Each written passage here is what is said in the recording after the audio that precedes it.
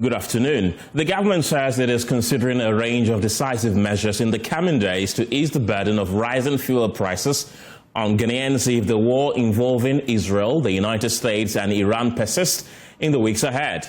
Among the measures under review are adjustments to fuel price margins to cushion consumers, as well as a reassessment of the 1 cedi fuel levy. Speaking during a presidential dialogue with civil society organizations, Jubilee House President Mahama indicated there is also an option of signing a memorandum of understanding with the Dangote refinery to secure a stable supply of petroleum products. Presidential Affairs correspondent Maxwell Akbaba reports from the Jubilee House.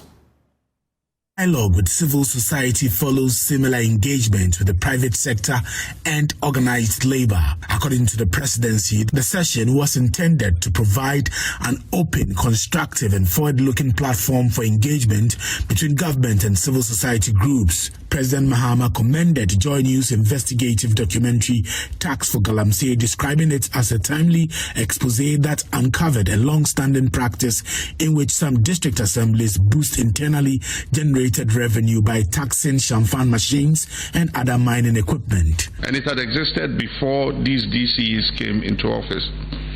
And so anybody who brings a champagne machine into the district, whether it's for legal or illegal, they tax the machine. You cannot increase internally generated revenue from illegal activity. Otherwise, then you can tax marijuana farmers and all of them. Exactly.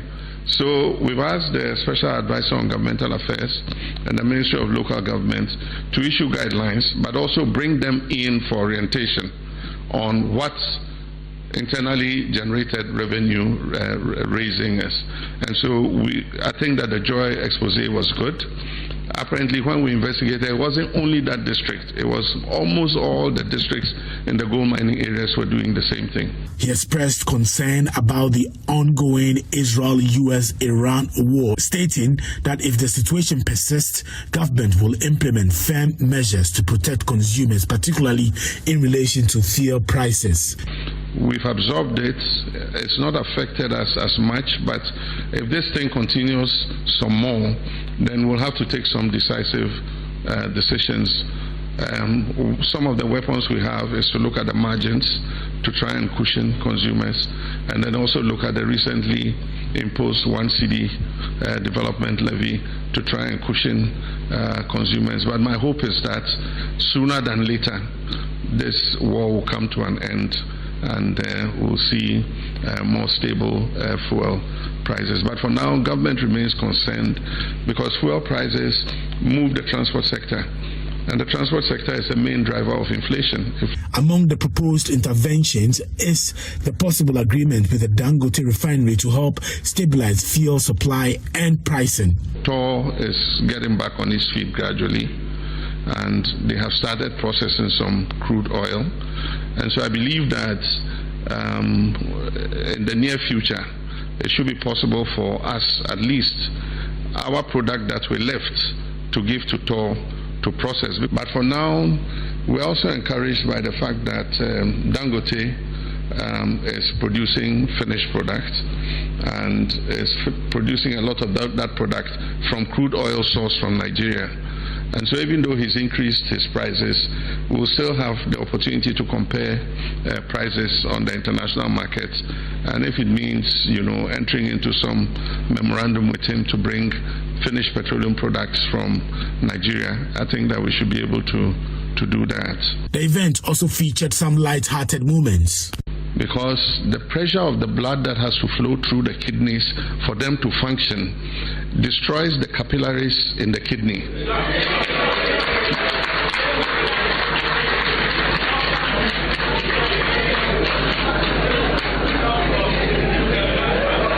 This one, pocket doctor, I beg you.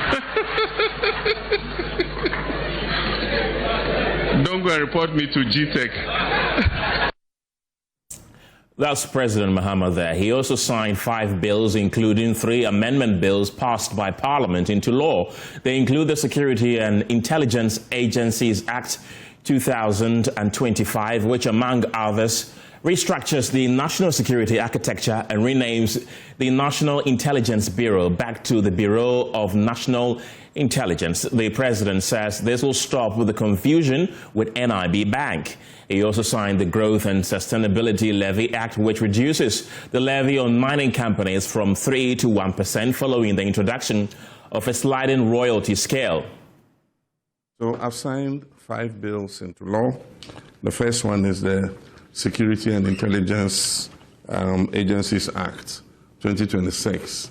What it does is it removes the Office of Minister of National Security and frees the President's hand to appoint any minister to supervise the security agencies. It also reverts the name of NIB, National Intelligence Bureau, to Bureau of National Intelligence, and so it becomes BNI again, so that it sorts out the confusion between that security agency and a very well-known Ghanaian commercial bank. That's it.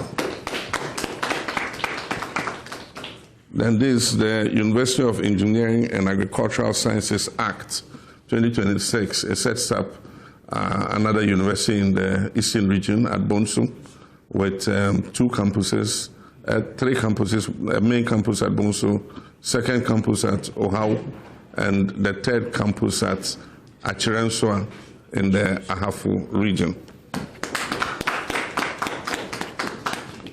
Then this is the amendment to the Growth and Sustainability Levy Act.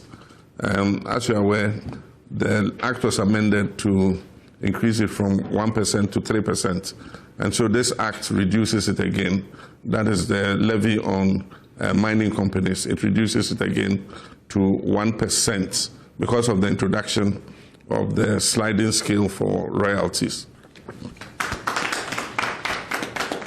And this is the Ghana Education Regulatory Bodies Amendment Act. It amends the act to take away the obligation to charter by universities. And then the final one is the Ghana Deposit Protection Amendment Act. This is an amendment to an original act that is supposed to guarantee deposits of the public that is held in commercial banks or financial institutions. Felix Kwakye Ofosu is the Minister of State in charge of Government Communications and is joining me on Full for more on this. Awula Sewa is also with Eco-Conscious Citizens. She's joining me via Zoom also. And a bit later, we'll be speaking to the president of Imani Africa, Franklin Kujo. But now, let me begin with Felix Kwakye Ofosu. Minister, grateful for your time this afternoon. The president was indeed very busy yesterday. So let's take the issues one after the other, shall we? Let's begin with Galamsey. He did acknowledge JoyNews' investigation tax for Galamsey and said that indeed the Galamsey menace is bigger than we think. What did he mean by that? Oh, I think that we've all known for a long time that Galamsey is an insidious problem. There are those in our society whose crave for undeserved wealth leads them to invest time and resources in illegal mining. And they do it with a view to evading the scrutiny and action of the state. So any move intended to halt that will have to be comprehensive and broad and long-lasting. And that is exactly what the president meant. Galamsey started off as some activity engaged in by people with artisanal intent. In other words, people who want to make ends meet. Before long, it metamorphosed into a wholesale activity where influential persons in society invested significant resources into obtaining gold illegally. And therefore, any national response needs to be all-encompassing and broad-based in order to defeat it. That is exactly what the president meant. Right. The president also mentioned that there's a consideration on the table if the Middle East war prolongs and affects the prices of fuel. He will consider making some adjustments to the fuel levy that we currently have. Which particular levy was he talking about, and when is that likely to happen? Well, for the number of levies, you do know that 3 things determine the price of fuel at the pump. The first one is the world market price. over which no one has control. It's determined by the market forces beyond our control. The second one is the taxes and levies imposed by government, which is in the control of government. And then the third is the exchange rate, which then determines how much is required to purchase the fuel from the international market. That also is within the control of government. So once the world market price is not within our control and it rises to a point that may impose too much hardship, government will then have to review the other components to see what can be done to cushion the effect. So that is exactly what the president meant. After the time, it will depend on developments, the geopolitical developments that are influencing the price on the world market. And as and when we get to that juncture, the stakeholders involved will trigger the necessary action to ensure that the economy is cushioned. Yeah. The 1 cedi levy on petroleum products is one that has raised a lot of concerns, especially from the minority side in Parliament. They are calling for a total suspension of it. Is that a consideration on the table as well? All considerations are on the table. But again, as the President said, it will depend on the development and its impact. And there are also concerns that if it does happen, will it be a total suspension, or there will be a reduction in the 1 cedi to say half of it, 50 pesos? So government will consider all options available to it and take a decision that will reflect a decision intended to relieve the burden of Ghanaians. Well, the president also did mention that there's progress between Ghana and Dangote refinery in Nigeria to potentially supply us with some fuel. When is that expected to take effect? Of course, engagements are ongoing as and when it is deemed necessary to have that kicked in. It will be triggered. Right. Felix, another thing that the president signed yesterday was the sustainability levy on mining companies, which was reduced from 3% to 1%. And many are wondering, what revenue impact will this have on the government? So there was a growth and sustainability levy, right, which initially used to be 1%. It was raised to 3% under the previous government. There was also royalties of 5%, not so. Now, because of developments in the international market and what have you, royalties have been adjusted to reflect a sliding scale. In other words, when the price of the commodity in question rises to a certain level on the world market, then the royalty payments would also increase accordingly. Now, once that happens, it means that the mining firms are going to have to commit more resources to royalty payments. You recall that some of the mining firms have also raised concern about its impact on their own operation and financial viability. So, as a way of reaching a middle ground, ensuring that we get more from the resources that are being taken from our land, and also creating conditions that are congenial for the mining firms to operate viably, it was thought then that the growth and sustainability levy should be reduced, while the sliding scale is enforced to get more for the people of Ghana. So that essentially is what underpins that particular decision. I know that there are those who have misunderstood this to mean that Ghana is going to get less, but that is not the case. It has only been adjusted in order that the implementation of the sliding scale makes it viable for people to continue to invest in our mining sector. And then also, the president signed into law the bill which was passed in Parliament, effectively changing the name from NIB back to BNI. But one significant thing is that it used to be known as Bureau of National Investigations. Now it is Bureau of National Intelligence. That intelligence bit, what difference does it make? Well, even though they were called Bureau of National Investigations, the BNI is our primary intelligence gathering agency, domestic primary intelligence gathering agency. So they have always gathered intelligence, and everybody knows that. What had happened is that there was a name change, which created a bit of confusion. So from the acronym BNI, they became known as NIB. We all know that there is a famous state bank called the National Investment Bank, NIB for short. So there are many people who confuse the two. I had a similar experience. Sometime around 2021 or so, you know that I was preparing to contest the parliamentary seat of Abra Sebuka Market. So I had become a major stakeholder, if you want. It was necessary for the National Investigations Bureau to get in touch with me because I had become a stakeholder and eventually our work will interface. When the officer first reached me on phone and said he was from the NIT, I thought he was calling me from a bank until he went on to explain exactly where he went. So that confusion is something that was occasioned because of the name change. So it was thought that in order to simplify it for everybody and make life easier for everybody and avoid what is clearly an unnecessary confusion between an intelligence agency and a state bank, let's revert to the previous acronym, BNI, except that the name change will reflect their intelligence gathering mandate. And that is precisely what has happened. Right. Minister, I want you to hold on for me. Let me bring in Imani Africa, because the policy think tank, Imani Africa, has petitioned President John Mahama over what it describes as a growing pattern of political interference in Ghana's insurance sector. It warns that contract decisions are increasingly being driven by directives rather than merit.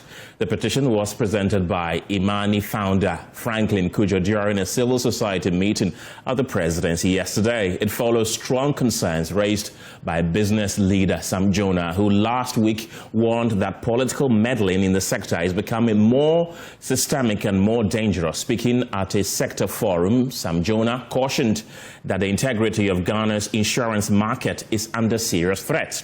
In its petition, Imani Africa points to developments across several insurance petitions. These include unexplained changes in contract renewals, reduced participation of private insurers in state-backed placements, and rising concerns over the neutrality of regulators. Mr. Kujo adds that firms such as Glyco General Insurance have already lodged formal complaints warning of growing market distortions.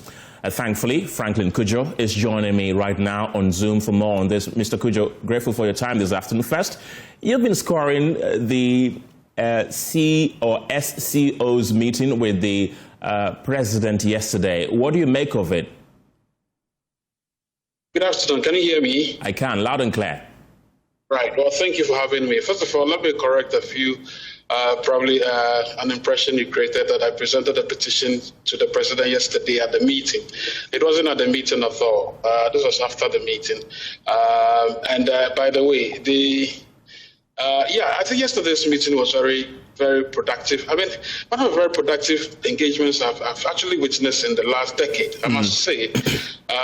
Even though Felix tried to dodge me, he saw me raising my hands because he never made me answer the question. But look, it was more productive because, look, I think the right voices were heard. I mean, to think that it was quite representative as well. I mean, I was quite amazed, astonished as well, that the representation from the women groups, for instance, almost all the questions they asked were very thought-provoking, very thought-through questions, really, and it elicited the right responses on the president.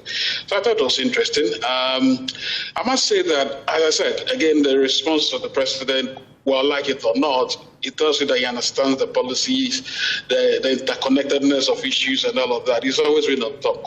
But anyway, I thought also that maybe there should have been a lot more time, not because Felix decided not to allow me to ask a question, because I said it was time up. I think that there were a lot of things that people wanted to say, really, and I thought that maybe a little more time would have actually helped us a lot. I mean, for me, the highlight was the issue of this single source. Actually, the thing is single source, not really sole source, right? Because clearly speaking, with single source, as we have been told, you can actually source from multiple, you can just source from multiple entities, but then you decide to source with just one, and then you explain. But of course, that's the confusion they create, because then between sole source and single source, you can conveniently decide that, well, look, I decide to choose this process over that process, and I said I've achieved the same aim. And I thought the president's answers were quite convincing. I'm not too sure if the Rose Minister, I don't think they did the engagement properly. And so for me, the president calling on asking for some further inquiry into the matter, to put this matter to rest is very important. And the fact that he committed to the issue of, he didn't say wiping sole sourcing or single sourcing entirely, But he said, even if you did that, at least you must ensure that there's some level of, how do I call it, merit, transparency, and all of that. So I mean, that was the highlight of the event. I enjoyed it entirely. Yeah. Sure. Franklin, let's get into the petition on the insurance issue. What really is the concern? Well, you know, as you notice, and by the way, it's not just this administration, almost all successive administration. I just don't know what it is with politicians. They never create anything. They only come and grab and then just probably destroy. They do it in the insurance industry, the pensions industry, saw it in the last administration. We are seeing embers of that in this administration. The pensions, they started, but we started a bit and then they stopped. The thing with the NDC is that they listen and they are a bit scared and careful as well. But unfortunately, it looks as if the insurance industry is becoming, how do you call it, an avenue for free for all type of taking. And I worry that merit is not being taken into consideration, value for money, the competitive spirit that we all thought should guide this particular industry. Because this is a very important industry. Like it or not, the insurance industry has problems, right? There are problems. I mean, premiums are going up and down, but there are critical sectors of the state which are insured by private actors who have invested lots of money over the years and practice and professionalism and experience. You can't just come in and yank all that business away, at least with some sort of administrative fiats and processes. And as my good friend Sam Jonah talks about it, political, corrosive, collusion, and it's obscene, it's annoying to think that you want to create a business. So these are the reasons why I said, look, after listening to Sam Jonah, I said, look, let me put this together and then just present precisely because this president, by the way, people did not realize that in 2014, a similar incident occurred and the Ghana Insurance Association petitioned him, and he quickly reversed the entire shenanigans and then came to the status quo. So now, isn't it fortuitous that he's not the president? And so I called back on him and said, Mr. President, this is in your lap again. I recall the last administration, one man took almost all the entire business of insurance in this country. Right. He's still somewhere in America, right? He doesn't want to come to Ghana. Thank you. Franklin, so what is your petition seeking from the president? What do you want the president to do about it? No, essentially, I mean, my concluding words before I added that interesting anecdote. Look, is that this president has seen it all. He understands what is value. In fact, I'm calling on him because yesterday he made a very important commitment. Maybe people did not listen carefully. When he said, look, this whole thing about procurement, he wants to make sure that it is clean and it's above board. Well, whether he's double speaking or not, for me, I don't really care. I want to see him do exactly what he did in 2014 in this issue of insurance. That he needs to ensure that the process is fair, not an entity writing to an insurance company and telling them, oh, a state insurer, okay, listen, we also want some of the insurance, look upon us with pity. In business, you don't look upon people with pity. It is market competition, your merit, the years you've invested in doing that particular act, and the ability to do what they call reinsurance, which exactly means that you have all external parties, Ghana Gas, VRA. These are very important institutions that I don't think the state SIC has that capacity to actually underwrite all that insurance. And it's overwhelmed. The SIC is overwhelmed. As you notice, we'll be coming out with a number of series as well to explain why we think this is an unfair process. We are not saying SIC should not compete or should not take business from government business, but they should do so fairly, especially those who have had the business fairly in the past. You can't just issue a directive and they say, hey, look, get off give the whole thing to the state insurer. It doesn't work that way. You don't put all your eggs in one basket, by the way. Right, Franklin Kujo, don't go yet. I also have Awula Sewa from Eco-Conscious Citizen. She was also at that particular dialogue with the president. Awula, welcome to the program. You are very passionate when it comes to the environment, particularly with issues pertaining to Galamsey. Were you impressed with the answers that were given by the president? You in particular asked more than 3 questions. Good afternoon. Thank you very much for inviting me. Yes, yesterday was interesting, but as you know, my focus or our focus is on the environment. We believe that we face an existential threat, and we believe that we're on the verge of an ecological catastrophe. So our focus is on the environment. And we believe that we're about to hit the iceberg, if I can liken the situation to the Titanic. And we need to take urgent action. The meeting was very interesting. As has been said, the president is very intelligent. He answered questions.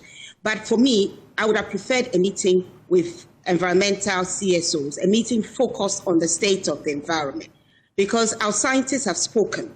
They have told us that a lot of our food is poisoned. We know that more than 60% of our water bodies have been poisoned. Water is life.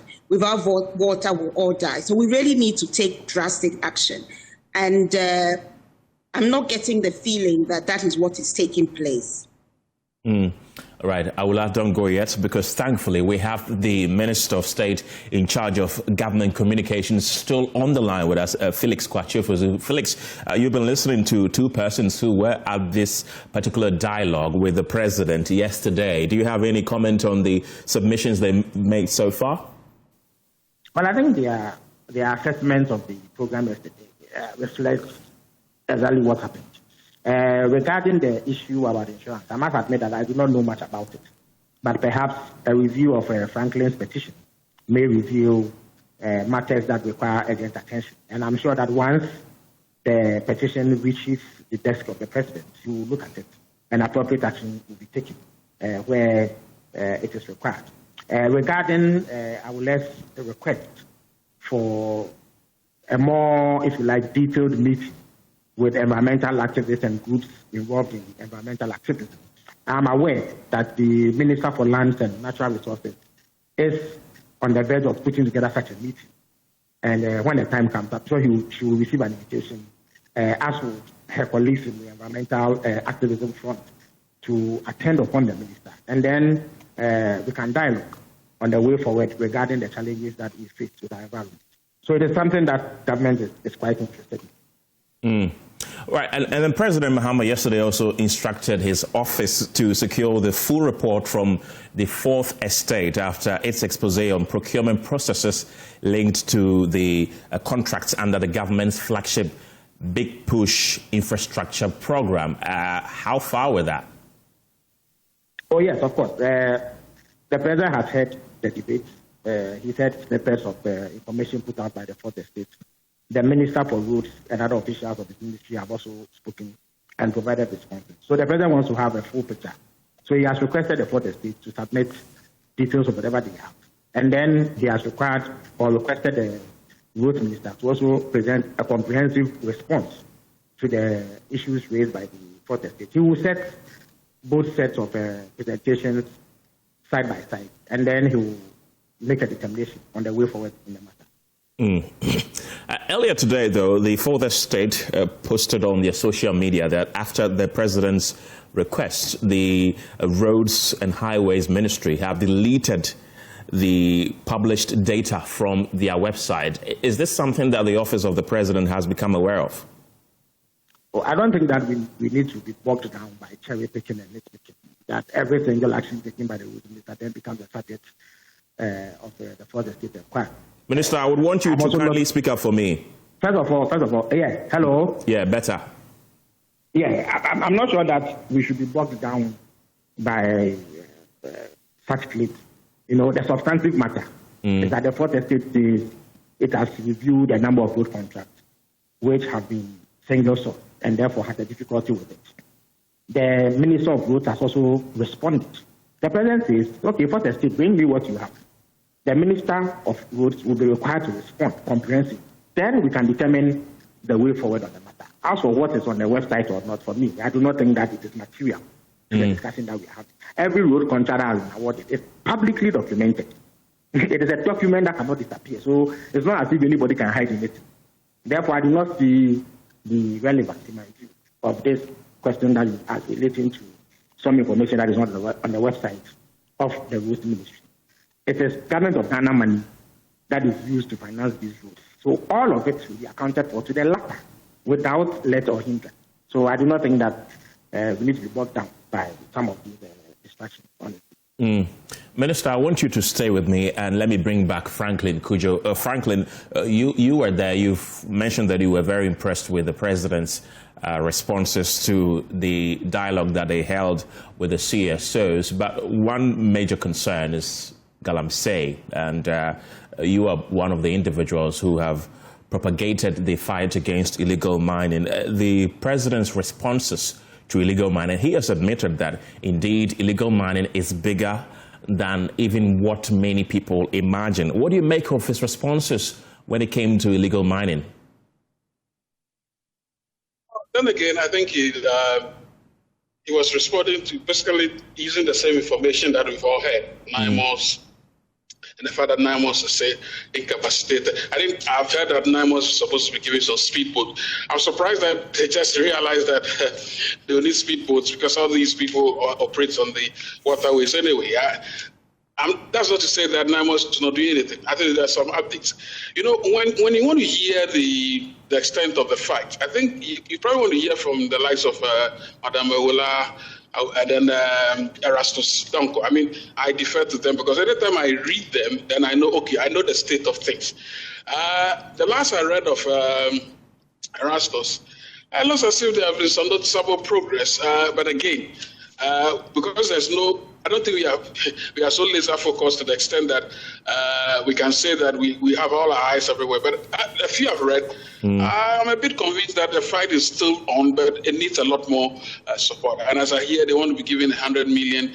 I'm wondering how much they got last year and how much of that money is left. Because again, we need to get all these reports because. Look, it's important that we resource these people who are fighting these illegal guys. But more so, we should be getting timely reports, really. And to that extent, as I said, not that I don't believe the president, but I mean, he's reporting what we all know and have heard. As I said, I'd rather be watching the pages of Erastus and listening to Ewola. And Ewola talks about some abuses as well, that some people who were engaged in fighting Galamseyers have actually been rounded up and either wounded or something or in jail. And I think these matters must also be addressed entirely. And I agree with Ewola, by the way. We should have a focused conversation on this. I remember the president had a focused conversation on mining not long ago, right? And I think we should continue that as well. So thank you. Felix, let me come back to you. The president referenced to JoyNews' attacks for Galamsey documentary. In that particular Galamsey that we did, afterwards we petitioned government through the local government minister, who assured us that government is going to conduct a thorough investigation into this matter, and if anyone is found culpable, they'll be brought to face justice. I want to find out from you, has that investigation concluded? Of course, the president spoke about it yesterday. So when the petition was received, it was looked into.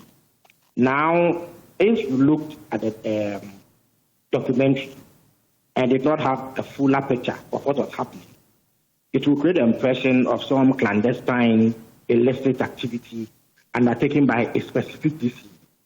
But we found that indeed the practice of taking what can be considered lawful taxation from operatives who engage in unlawful mining is a widespread practice put in place long before this government came to power. So those metropolitan, municipal and business assemblies, as far as they are concerned, are legitimately raking in internally generated funds into the public coffers, which they then use to administer their districts and undertake some of their activities. So it is not that this DCE on its own had decided to go and hide under the cover of darkness and take some monies unlawfully from these illegal miners and keep for himself. If that was the case, then immediate sanctions would have to be applied. It is rather the case that there is widespread collection of taxes, which is then accounted for legitimately, which then goes into government coffers. So what is required is an administrative directive for an end to be put to that practice. So that is precisely what the president alluded to. Indeed, that directive has gone, that all those districts involved in that activity must put an immediate end to that practice so that it does not occur again. No person engaging in illegal activity should have to pay taxes to the state. So that's precisely where we are at the moment. And is it effective immediately, the president's directive? Immediately, yes. Okay. And it will be enforced, yeah. I want you to If anybody then goes ahead to violate it, then there will be cause for some immediate sanction to be applied. Thank you for bringing clarity to that. So I hope that you get the explanation out of it. I do. That as far as they were concerned, they were taking taxes for the states. But of course, the activity from which they were taking the taxes is unlawful and illegal. And therefore, they have been told to put an end to it. All the money they collected have come to the states. So if an official has gone to collect money for the state, it will be difficult to single him out for punishment when it is something that the state itself has sanctioned. And that is the reason why the president said that the directive should go, so that an end is put to this practice. Felix, I want you to hold on for me. Let me bring back Awula Sewa. Awula, you followed that particular documentary, A Tax for Galamsey. Now, the government spokesperson has confirmed to us that investigations have concluded, and the recommendation is that no more collection of those monies, effective immediately. Anyone found culpable will be dealt with by the state. What's your impression of that? Awula? Do I have Sorry. you? Yes. No, the internet went off, so I didn't hear what you said. But anyway, I would say that. Can you hear me? I can. Should I ask the question again? Yes, please. Right. So you do recall the investigative piece that JoyNews did, A Tax for Galamsey. Yes. The minister in charge of government communications has confirmed to us right now that they have concluded with the investigations. And they found that this is something that has been in place way before this government came into office, and it's widespread. And so their recommendation is that, effective immediately, a stop has to be put to the collection of those monies. Anyone found culpable will be dealt with by the law. I want to pick your thought on that. You see, I would say that this administration has talked about a reset. So whether something was going on before or not, in my view, is neither here nor there. We're doing a reset. We have banned Chan funds. So once we have banned Chan funds, as the minister has clearly said, it's an illegal activity and you should not be collecting taxes from it. I am astonished that DCEs, because as he said, it's not specific to just one single administration. I am astonished that DCEs do not know that if Chan funds have been banned, they shouldn't be working, and therefore one should not be collecting tax from them. Whether the tax goes into the government coffers or whatever, the fact of the matter is that we've done a Do I have Awula with me? And we need to know. I'm sorry? Yes, I lost you along the line. Please go ahead. Yes, I was saying that I'm astonished that DCEs do not know that if Chan funds have been banned, we cannot be collecting money from Chan funds because they are illegal. I'm astonished that we do not know this. And I'm saying that if we do not know this, I'm not quite sure we should be at post. But again, that is a question that only the president can answer. But if I might say this, what we would have liked to see was also specific timelines. We met with the president. He was kind enough to meet with us, I think, about 6 months ago. And some demands were made. And we've met again, this time a wider group, so it was not focused on the environment.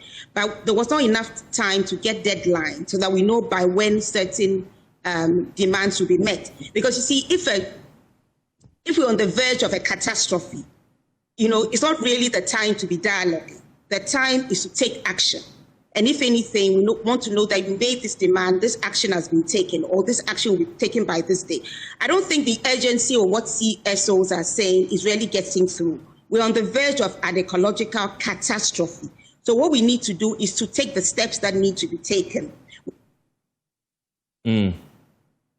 Right. We've talked about the resourcing of the commission, bulletproof vest. We don't know when that will be given because, as I said, 2 resource forestry persons have been shot. One is dead and one is in hospital. We've also asked about the water to be tested, not just for turbidity levels, but also for the heavy metals and the chemicals.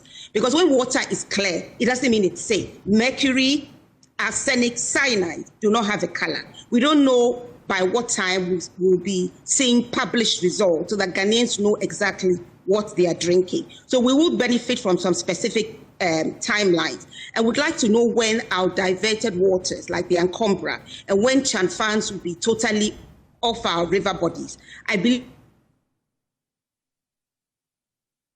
that the full force of the Navy, NAMOS, all of them coming together, I don't think that the illegal miners are stronger than them. You see, time is running out. Time is running out, and the time to take action is running out.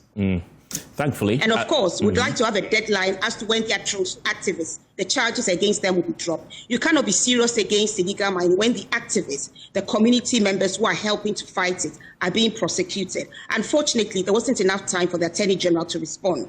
So we still don't have a timeline regarding when or if this will be done. Thankfully, I will ask, I've mentioned earlier, we have the government spokesperson on the line with us who we would like to respectfully respond to those concerns. Minister, you've listened to Awula Sewa. She's demanding timelines. What is government going to do about that? Reiterate the response on the Galante for taxes, or the taxes on Galante. Minister, if you can kindly speak up for me. Yes, I'm saying that I'll respond to the bit about timeline, but I want to reiterate my response on the outcome of the investigation into your documentary. Of course, Awula expresses surprise that this has happened. So the problem then really is governmental policy inconsistency. In other words, government is doing something that runs contrary to what should be done. That is separate from individual culpability. You understand me? So if it were the case that this DC was collecting it without recourse to any laid down practice or process that is sanctioned by government, then he is culpable. But if he is doing something that has existed for some time, that the government is self-sanctioned, then he cannot be held liable individually. So it has come to attention that this thing is happening. The assemblies were using it as a means of collecting revenue to finance their activities. In other words, the money that is collected has gone into the national kitty and has been used for purposes of administering the assembly rather than for the benefit of an individual. If that's the case, then it will not be proper to sanction individual DCs for it. The proper thing to do is to further outlaw the practice and make it clear that henceforth you cannot do it again. If after that people defy it and continue to do it, then there will be basis to offer safe punishment. So I think that it is important to draw that distinction. In terms of deadline, as I've indicated, the Minister for Lands and Natural Resources will hold a specific meeting with groups interested in environmental protection, as the President did sometime back, and frankly alluded to it in his own submission. When that happens, I think further detail will be given in terms of the gains that have made in the fight against Galante. But what is clear, and what I need to put out without ambiguity, is that this government is committed to dealing with Galante as effectively as we can. And everybody will testify that 9 months have intensified the activity and that on a daily basis, they continue to break the back of those engaged in Galante. More is done, more will be done going forward. But further detail will emerge when the minister meets the groups and CSOs involved in environmental activities further down the line. I would like to also ask when the charges against some environmentalists will be dropped by the state. Yes, again, to be honest with you, I don't know. In fact, I was hearing about it for the first time yesterday, as with the president. So we need to find out exactly what they have been charged with and what offences they are being held for. If it is not something that can be sustained by the state, clearly, then those charges would have to be dropped. But it is a legal decision that would have to be made by the appropriate state authority, in this instance, the Attorney General. So we can follow up to find out what the case is about and exactly why these gentlemen are being held or being taken through this court process. Felix, hold on for me. Awula, you as well. Let me bring in Franklin Kujo. Franklin, looking at your statement that you posted on Facebook concerning the dialogue that took place yesterday, I'm looking at point 6, and it says that I would encourage the president to ensure a root and branch approach to sensitizing or sanitizing the entire public sector of dodgy, collusive and corrosive procurement practices. One such sector has been raided by unseen political hands hiding behind administrative directives to railroad legitimate contracts and take over the insurance sector. What did you mean by that? I think you just want emphasis. You want me to place emphasis on that particular point? Yes. I think I was making the point generally that, look, once the president has started on a path of trying to reset or cleanse the system of these nefarious activities, which is obviously part of what I call the procurement economy, then he has to really take he has to take a root and branch approach, and that anywhere these incidents are found, people wouldn't even dare to even dream of it or start it at all. So I use that example to just say that, look, as we speak now, the presidency basically asks for all kinds of, advice. And I think they are almost close to this independent value for money office. I like to call it ombudsman. But again, well, there are concerns about staffing that office. I think seriously that the PPA's role should be enhanced and then allowed to probably perform that particular role. But unfortunately, people come up for all kinds of reasons why the PPA cannot do it. And it's as if anytime we want to make progress, we manufacture layers and layers of stumbling blocks. I think clearly the point I was making there again is that once you've found it in the road contracts or whatever, all sorts of contracts all over the place, it is sectorial. It is deep. It is something that is ingrained in the Ghanaian. I don't know. I think. Anyway, it's not Ghanaian. It is human nature, right? Where rules are lax, or where people are able to find and collude and evade rules, they collude and do things together.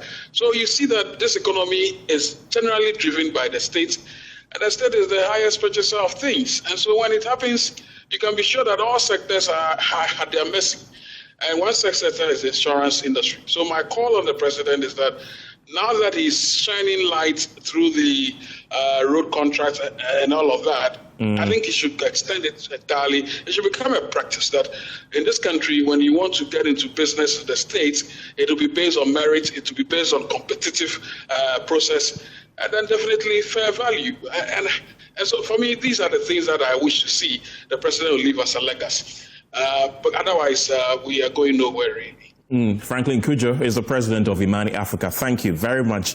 Felix Kwakye Ofosu is the Minister of State in charge of government communications. Is still with me. I want to wrap up with you briefly, Minister.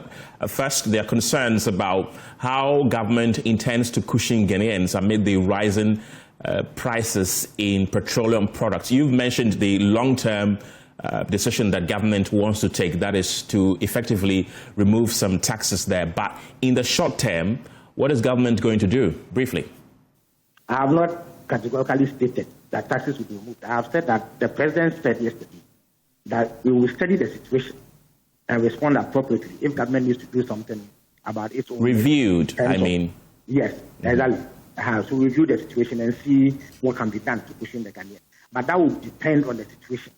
That would depend on how prolonged this particular geopolitical crisis lasts and its impact on fuel prices. So it is contingent on certain developments. As and when it becomes necessary to review the situation, that will be done.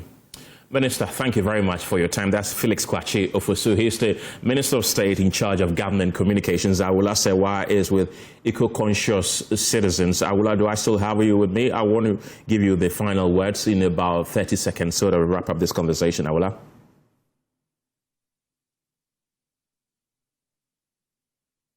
Unfortunately, we lost Awula Sewa there, but you heard her earlier. She is with eco-conscious citizens, and we also had the Minister in charge of government communications, Felix Kwakye Ofosu.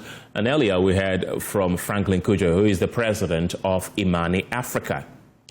In other stories this afternoon, in the wake of the Newtown building collapse, authorities are turning attention to other potentially unsafe structures across the capital, with the Kaneshi overhead bridge now flagged for renovation, as city officials urge residents to cooperate with enforcement measures meant to prevent further tragedies. Mayor of Accra, Michael Alote, disclosed this at the Newtown accident site.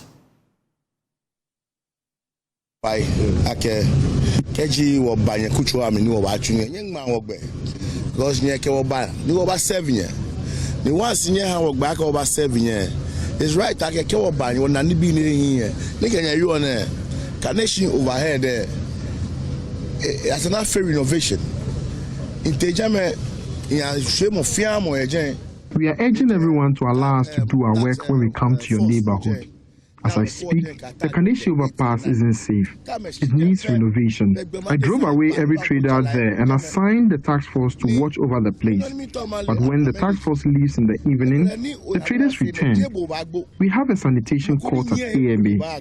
When you are caught, we will allow the law to take its course. We are pleading with you to allow the assemblies do their work in peace. Let's all learn from this tragic incident. Where sanitation courts didn't go do one na AMA. Mofia ngoni oba mobu eje wa fish wake mlake bo baye. Won pa me fai. Ni ne happy ne. Ofia wo ke fe ni kasemo. Ke oye oyira no na ni moko machu. No na ke tune ne ma permit be ye chuomen assembly here.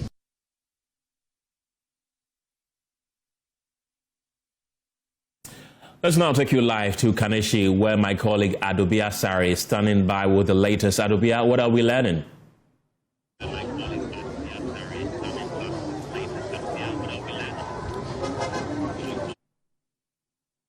I'm here at the Kaneshie Market overhead bridge, especially the second one, which is right adjacent the Kaneshie Market complex. Now, like the mayor rightly said, he's delegated some task force to ensure nobody sells on this bridge, so that it's only for crossing, only for pedestrians to cross to their various locations while they work on renovating the bridge. Now, standing here, I can feel the vibration when people are crossing. You can just tell that he was right.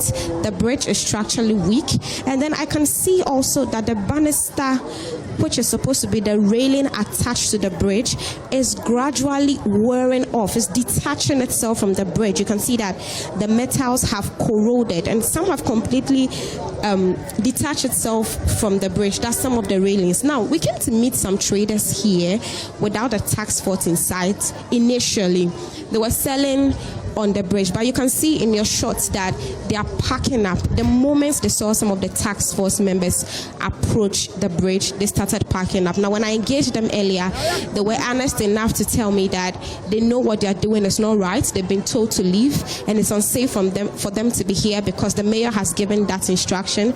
But they have nowhere to go for now, and so they do stay on the bridge. Also, people, they are more visible on the bridge because as people are coming and going, they see them quickly to buy the goods they are selling.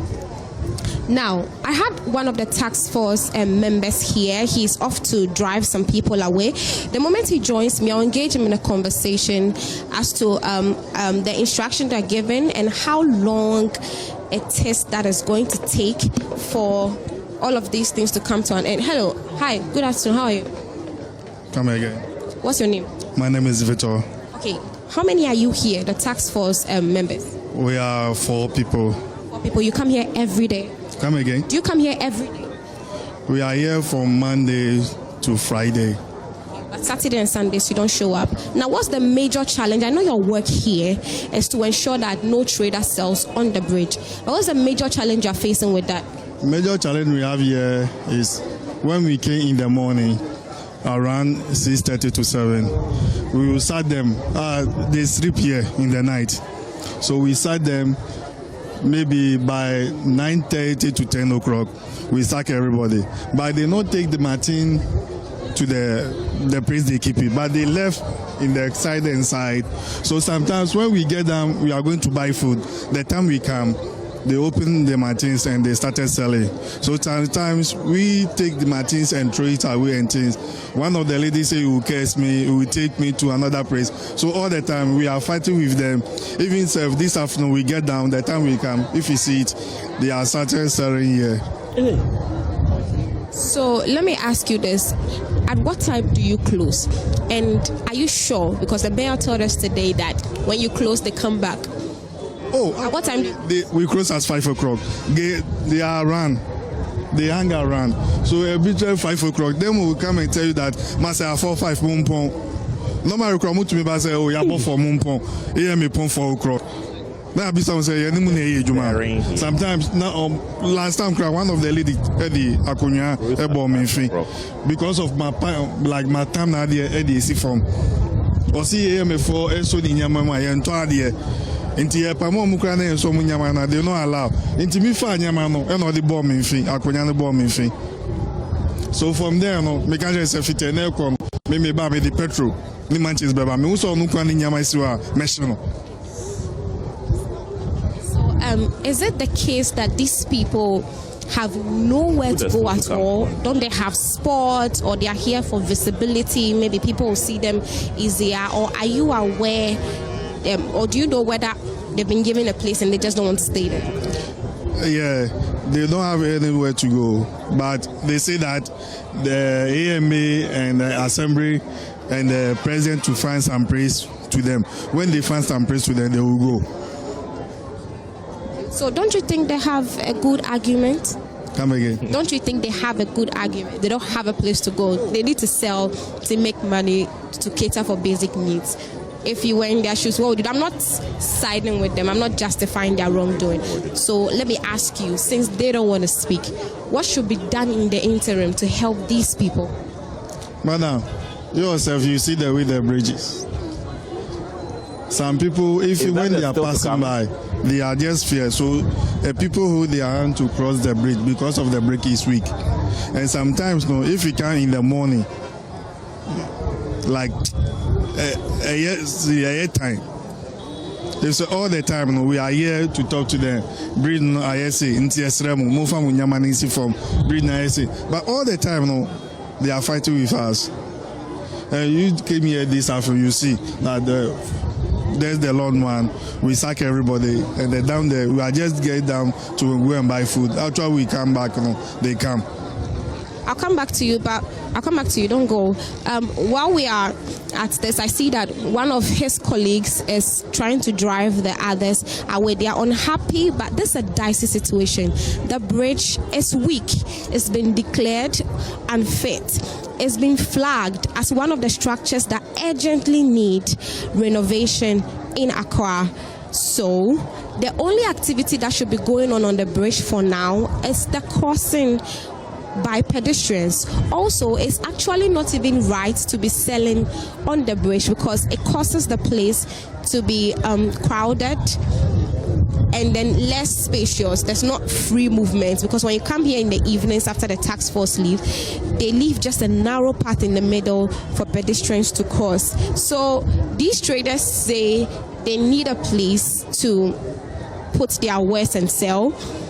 But the authorities are also saying the bridge is weak and it's not even a place for selling. So it's quite a dicey situation, but that is what it is. So right now, what are you doing about this? I mean, they are not leaving. I can see this particular one and the other one don't want to pack their wares. When you find yourself with people like this, what do? You still nicely negotiate or you just throw their things away like we hear you do? Actually, they say that the rain just spoil in things, so we want to put it at the floor. When you say put it, is it gentle or how do you go about it? Because we've heard about you. When you say put it, is it gentle or do you just fly the things? We have to sack them. How do you do it? I can't hear you. How do you do it? How do you get them to leave? Oh, when we came in the morning, they know that they have to get down. I will not be allowed to sell in this place. So when they come in the morning, we'll come and sack them. But the people just hang the things around. So immediately if you get down and they started sell. But this one say that because of the rain, it's spoiling things. So we want to put it there and the things will dry.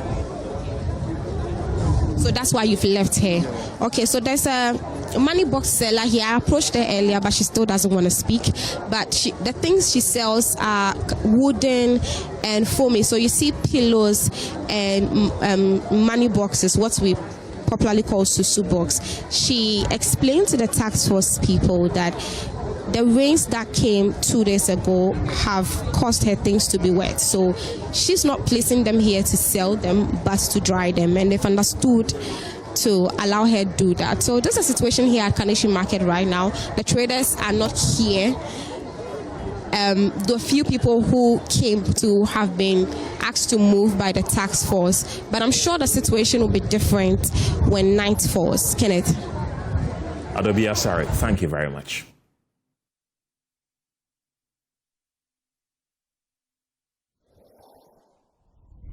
Still to come on the program, I speak to a coalition of trade and freight forwarding associations led by the Ghana Institute of Freight Forwarders, who are piling pressure on the government to urgently review the newly rolled out public and AI revenue collection system at the country's ports. Hello again. A coalition of trade and freight forwarding associations and agents is piling pressure on the government to urgently review the newly rolled out public and AI revenue collection system at the country's ports. The group says the system is already disrupting critical trade flows. They cite mounting strain on transit trade, distortions in customs valuation, and slowdowns in port-side operations. Their warning is blunt. If left unchecked, the policy could erode Ghana's standing as a preferred trade corridor and maritime gateway in West Africa. The Ghana Revenue Authority, however, is standing firm. In a statement, it describes the public and AI system as a data-driven valuation tool designed to enforce accurate declarations and eliminate discretion by revenue officers at the ports. Let's get access of that particular statement. And there you have it on your screen. It says reference is made to the Ministry of Finance letter dated the 5th of March on the operationalization of the public and AI system for import clearance. The Ghana Revenue Authority says it is directing that effective March 12, all import clearance processes must use the public and AI system. All systems officers involved in clearance, inspection, valuation, and assessment of imports must base their decisions on the AI system's data sets, risk assessments, and outputs. No valuation may be finalized without reference to the system, and values lower than those provided by the AI system cannot be used. Where an officer's valuation is lower than the AI's, the AI value shall apply if equal or higher the officer's valuation standards. A public and AI system secretariat has been established to manage appeals, disputes, or challenges from stakeholders. So that is the statement that was released by the GRA. We've also been hearing from industry players, including the Ghana Union of Traders Association and GIIF, who are raising red flags. They accuse the Finance Ministry of breaching provisions of the Customs Act 2015, Act 891. They argue the system is opaque and unpredictable with no clear basis for how customs values are computed. According to them, it is triggering inflated assessments and exposing importers to what they call unfair and excessive tax burdens. Here are excerpts from their statement as well.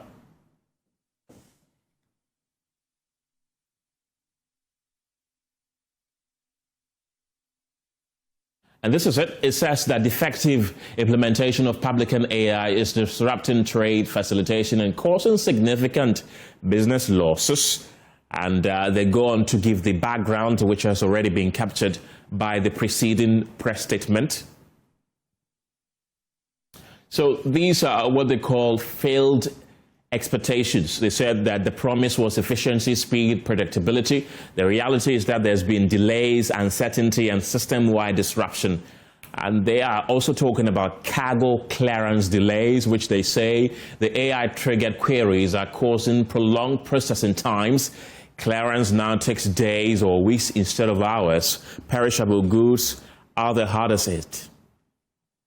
They're also talking about unpredictable valuation, where they say the AI produces inconsistent and unexplained duty values, creating planning uncertainty for traders and importers. They also say that it's weakening the expertise because customs officers are unable to override obvious system errors, leading to inefficiency and decision-making paralysis.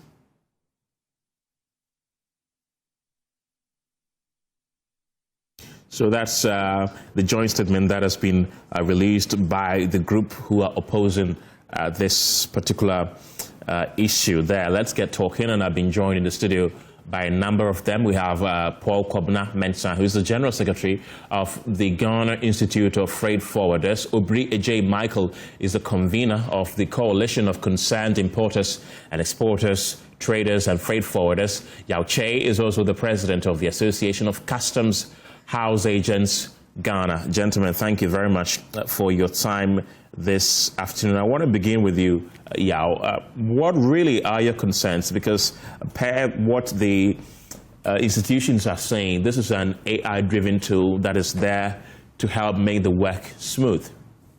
Well, thank you very much. Our concerns, basically, we would like to be very frank that we are not against the introduction of the AI system or modernization of our system. After all, once upon a time, we came from the Asikuda system where we were even calculating with our hands, with our minds. We did everything on it before we wrote the duties to be paid. We moved on to the GCNS system, which was also semi-automated. Then we've gone to the ICOM system, which is also virtually almost completely automated. So, and every year, every time we achieve our targets. So we're quite happy that at least automation tells us that things are getting on fine. Now, this AI system that we are about to, they are implementing, our concern is that sit us down, let us go through, let us understand it, let us know what it's all about. Once upon a time, we were just there, they called us and told us, oh, we are coming to introduce an AI system. And that whatever values you bring on your invoice, the AI system supersedes what you bring, what you present as an invoice value. Throwing away the WTO, this, what do you call it, transaction values. So it doesn't matter how much you bought your consignment. The value presented by the AI system should prevail. And what does it mean? It means that even if you go and negotiate for values outside the country, because of the volumes that you are buying, you bring in the consignment, it is of no effect. There are a lot of discounts that you may even have for having consignments in different quantities. So somebody who buys 2 cartons and the other person who buys 5,000 cartons definitely should expect that they're going to pay the same price for the consignment. And the AI system does not take that into cognizance. Now, we've also had so many problems from our members. One, we presented, for example, 2 consignments, same exporter, same importer, same consignee, same country of origin, everything the same. These 2 consignments came out with totally different values.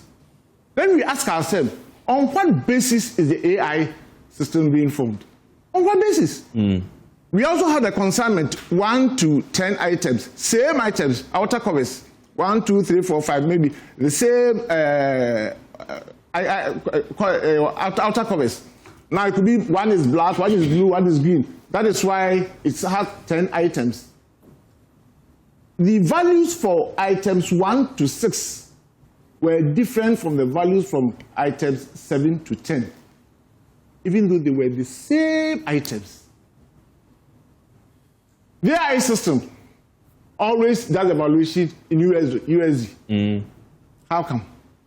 So if you go and buy some items from the EU, or you buy it from the UK, or you buy it from China, the AI system will give you values in USD.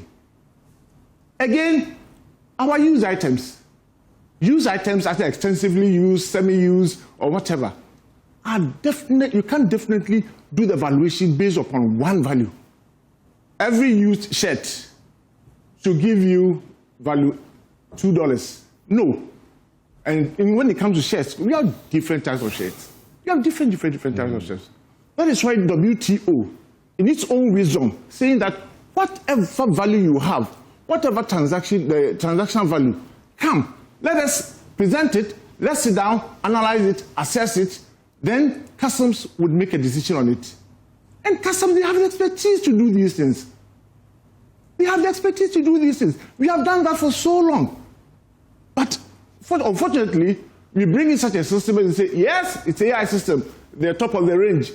Everybody should pay this value and everybody should pay that value.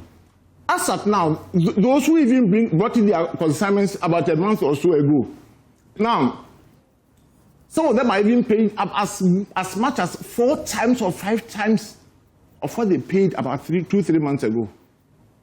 Again, what is the predictability? If you are trading and you know that I'm going to buy this consignment, you make your own projections, the dollar is at 10.5, the market is so much, and that. Then you know where the customs duties, that's how much you will pay. So you can at least have a foresight of how much you are going to sell your consignment. Right. Maybe you reach Ghana, something you know you have been paying 10,000 cedis for the whole consignment. You get home and they'll tell you, no, the AI system tells you that you have to pay $52,000. You see, and apart from all these things, we are saying that sit us down, take us through, let us understand the system. We just heard that they were training customs on the AI system for about a week or so. Freight forwarders, importers, the public, nobody has any idea about how the system works. Right. That's what I want to ask PK. So does it mean that when the publican AI system was being implemented, it was not explained to you what it was about? All right, thank you very much, my brother, and then greetings to colleague freight forwarders, importers and exporters. I think we had a meeting with the team at Oak Plaza somewhere last month, and the information they gave us was that they want to introduce a system to augment customs processes, and that should be much faster. So therefore, then human intervention is going to be minimized. So if it's AI, then it should be more faster. Now this is how it works, according to the engagement we had with them. That AI as a tool is going to pull the exporter, right? The background of the exporter and all the commodities that the exporter produces. So when you submit your BOE, as you submit your document to customs for valuation, AI was just going to pick this information for customs to dwell on in their valuation processes. So one, it is going to pull out the picture of the item, going to come up with the HS code of the item, and then bring the values with which the exporter or the producer sells those commodities. So then, customs officer would only have the option to select the values that the supplier sells that product. So as my brother just said, so if the item is sold by $10 and somebody buys 50, another person buys 1,000, obviously the person who buys 1,000 would negotiate and get lesser value. So that value that you see online from the export database might not work for the person importing 1,000 quantities. So we asked, well then, how exactly is it going to work? Because we need to know what really we should expect from the system. But we were informed that it's only for customs purposes. So for us, we don't need the details. So it tells you clearly that we were not brought up in the discussion or the formulation process. But, you know, it's a country. And any policy that you bring, so far as it has to do with importers, exporters, and also at the ports, there are practitioners, there are technocrats that you can engage and then formulate the policy. So that when it comes, we definitely during the formulation processes would advise what must be red flagged or what should be given much attention and all that. Just last month, a team came from World Bank and invited us, the freight forwarders, for some discussions. And during the discussion, it came up clear that, oh, so it means many policies that come up, freight forwarders are not engaged. You know, because anything that has to do with trade, you know, at least we have some experience to share. So in their report, it came up that they're going to advise customs and any other agency and the Ministry of Trade that anything that has to do with trade and then clearance purposes, at least freight forwarders should be brought up to also share the idea and help formulate the policy. That is not happening. The issue we have now is that it is an AI tool, and there are rules for engagement of AI tools. There are tools that AI does not replace human. It comes to augment, assist in humans' activities. So it must be checked. It must be regulated. And so if the values that are coming up are so high, then it means really they are not being checked. And that is our worry. And you can't just get AI to just bring me to go and pay this. Then who checked, who approved it? But we have rules. We have the ACV rule. That's if I should take you there, we have the... Briefly. Yes, customs agreement on customs valuation. And they have rules that the first point to look out for is transactional value, which means that the price at which you bought the goods is what customs should use. The price at which you bought it. So if AI is going to pull the exporter details and then want to now, this exporter produces this item, so we're going to go in line, then consider the price actually paid for the consignment. Now what you are seeing, that is not it. In case you're not able to make that rule as rule 1, it says look for commodity of identical features. Right. Or look for commodity, the same commodity with similar features. If not, go another method called we have the deductive method, we have the computed method, and if you don't get the value out of these 5, it's a fall back, go back through the process again. It's a rule that is used by every customs under the globe who are members of WCO, Workers' Organization. And so the values that AI is now pulling up, 1, is it from the customer, as in the supplier? Is it the transactional value actually paid by the buyer, the importer? That is what we want to know. But that's not what we are seeing now. And that's our worry. Michael, can you estimate how much businesses are losing due to demurrage, storage, and delays in being able to clear their goods due to this new AI system that you're having? Okay, I think top of my head, such an estimation may be difficult in terms of the numbers. But what I can tell you is that at the port, everything thrives on time. And so if you have a system that is sort of retrogressing the progress that we have made, and like we've mentioned, even when it comes to appeals, previously if you had a transactional problem, so you got a value and then you disputed the value, there was a way that you go through appeals which was very faster. And it was even automated, so it was digital. Now the appeal process that they have introduced, if you look at yesterday's graphics notification by publication by the ministry, it appears that now appeals are going to be done manually. I would say that businesses are losing a lot. And the long-term effect for us is that a lot of businesses would have to close down. A lot of businesses would have to close down. Because if you're facing issues with arbitrary values, and like you mentioned, apart from the WTO regulations, these are regulations that we have enacted in our own law, Section 67 of our Act, Act 891. They are in there. And so, in my estimation, I think that our businesses are losing a lot, and I can tell you that the long-term effect of it is that we're going to close down if we continue like this. Right. I'm looking at your statement, and in there you claim that this will make our ports uncompetitive. Yeah. Let me come to you. How will that be? Yes, it makes the port uncompetitive because we are competing with Cote d'Ivoire, Togo, Benin, and maybe even Senegal.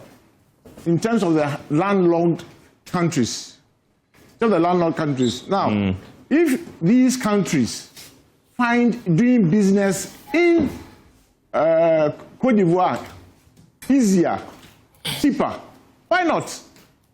They don't owe any allegiance to Ghana.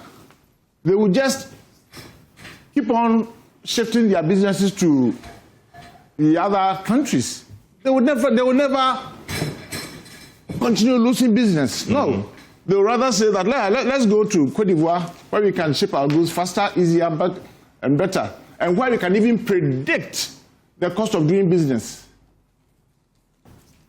Now,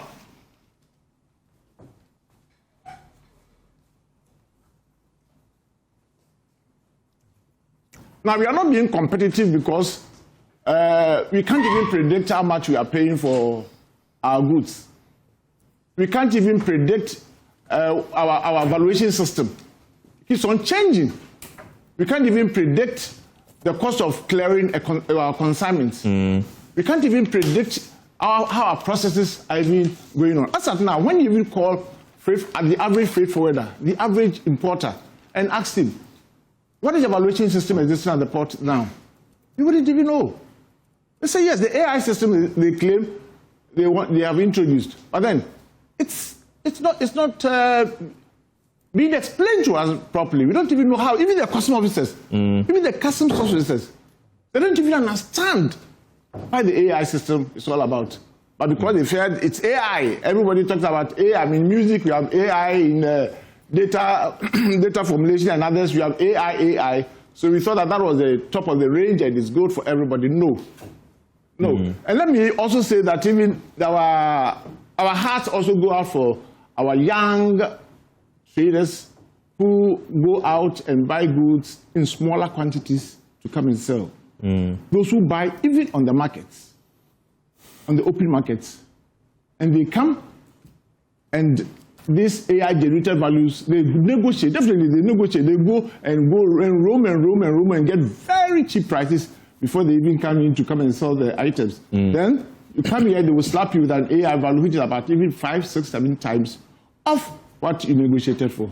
So all that we are saying is that if the transactional values are not allowed to work, and we are saying that the AI will come and tell us how much we should pay, we definitely can't be competitive. Right. Yeah, I'll come back to you shortly, but I've been joined also in the studio by Jeff Kwame Jesse, who's the Communications Director of Ghana Union of Traders Association, GUTA. Welcome, Jeff. Thank you. Right. I hear that GUTA members are threatening to close their shops if government doesn't do anything about this new publican AI system. How true is that?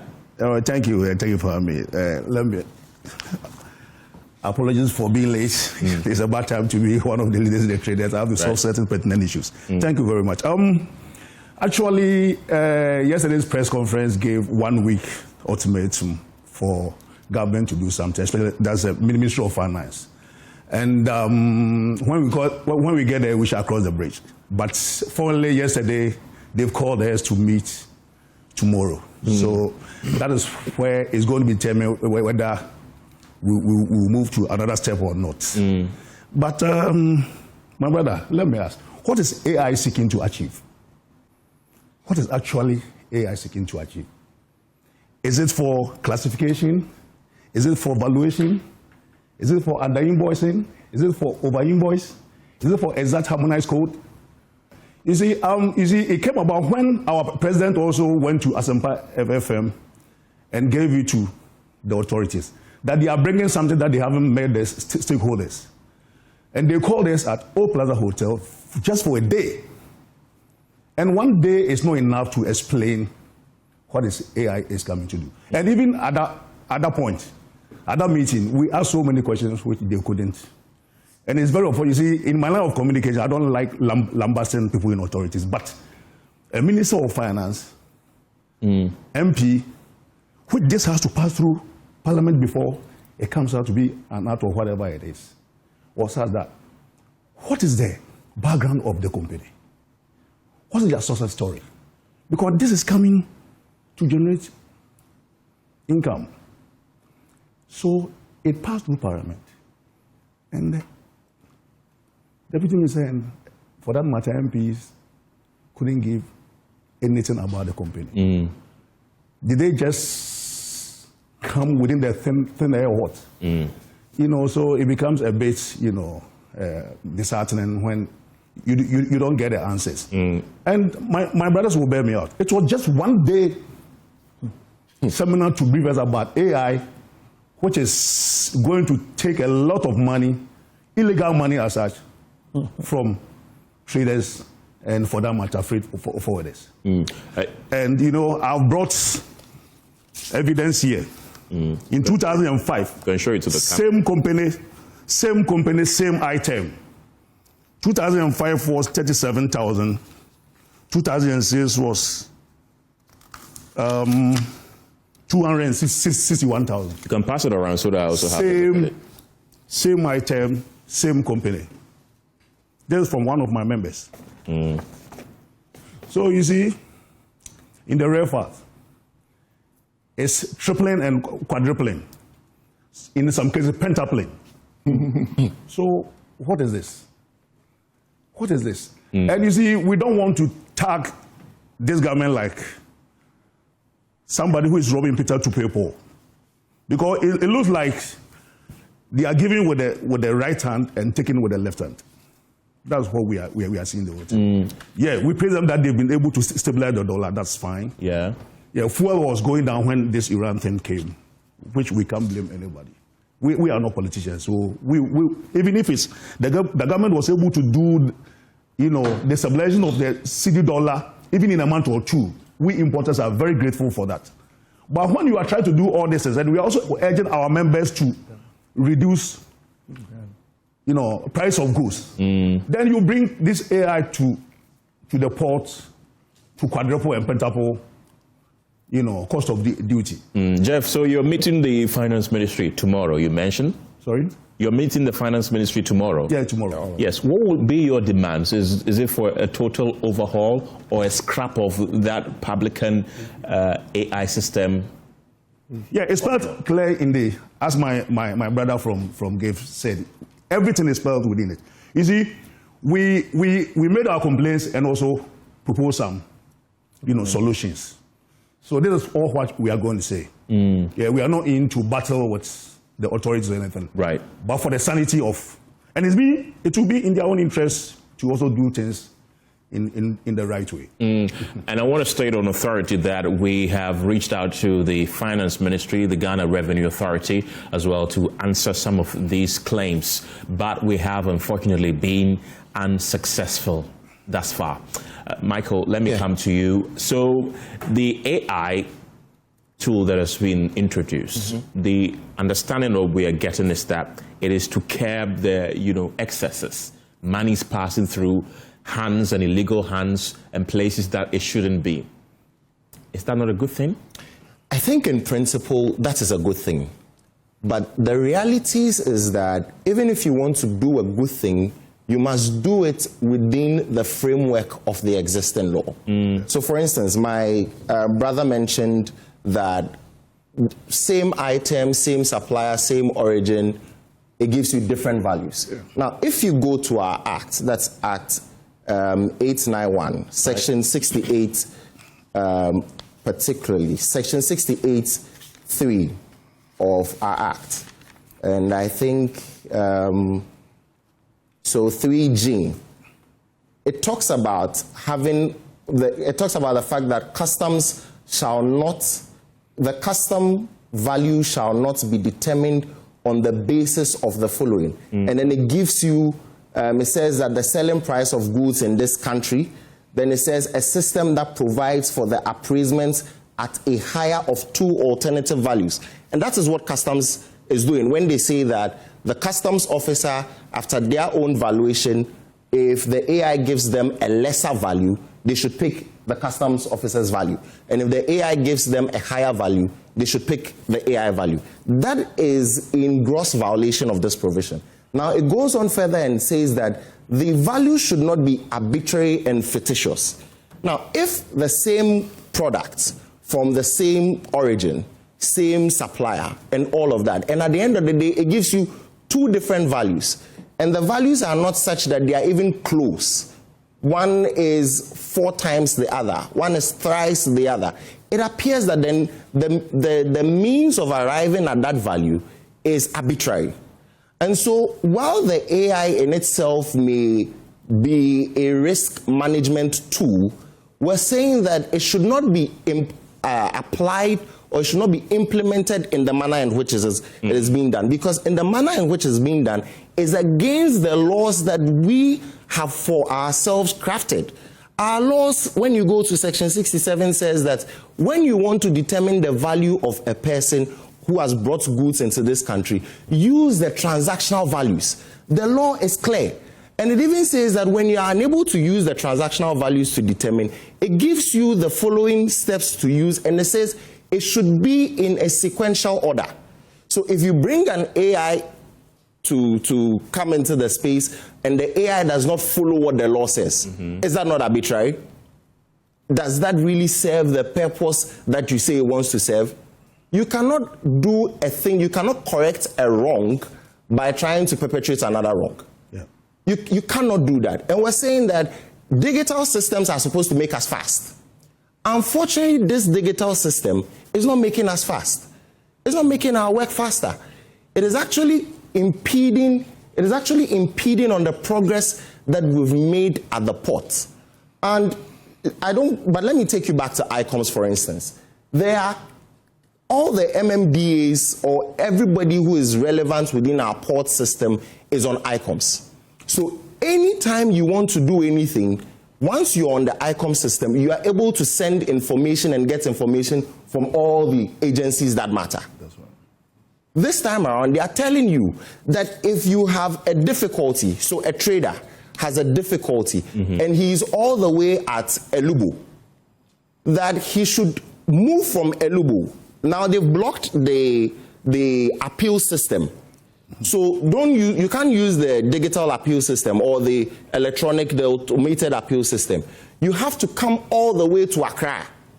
And when you come to Accra, it is not that you will be attended to on the same day. Okay. That the appeals committee would only sit twice a week. What this means is that if I come to Accra today and I submit my appeal, and today is not a day that you would sit, or you have passed the days you would sit within the course of the week, I would have to wait for the following week. Now, demurrage, when it comes to the port, we count even weekends and holidays. So even if it was on a Thursday, and you have Thursday, Friday, Saturday, Sunday, Monday, Tuesday, by the time you get to the day that you would sit for the appeals committee to make the determination or even say, bring further and better particulars, we are gone past 7 days. Right. And you start paying rent. Then you are unable to pay the rent.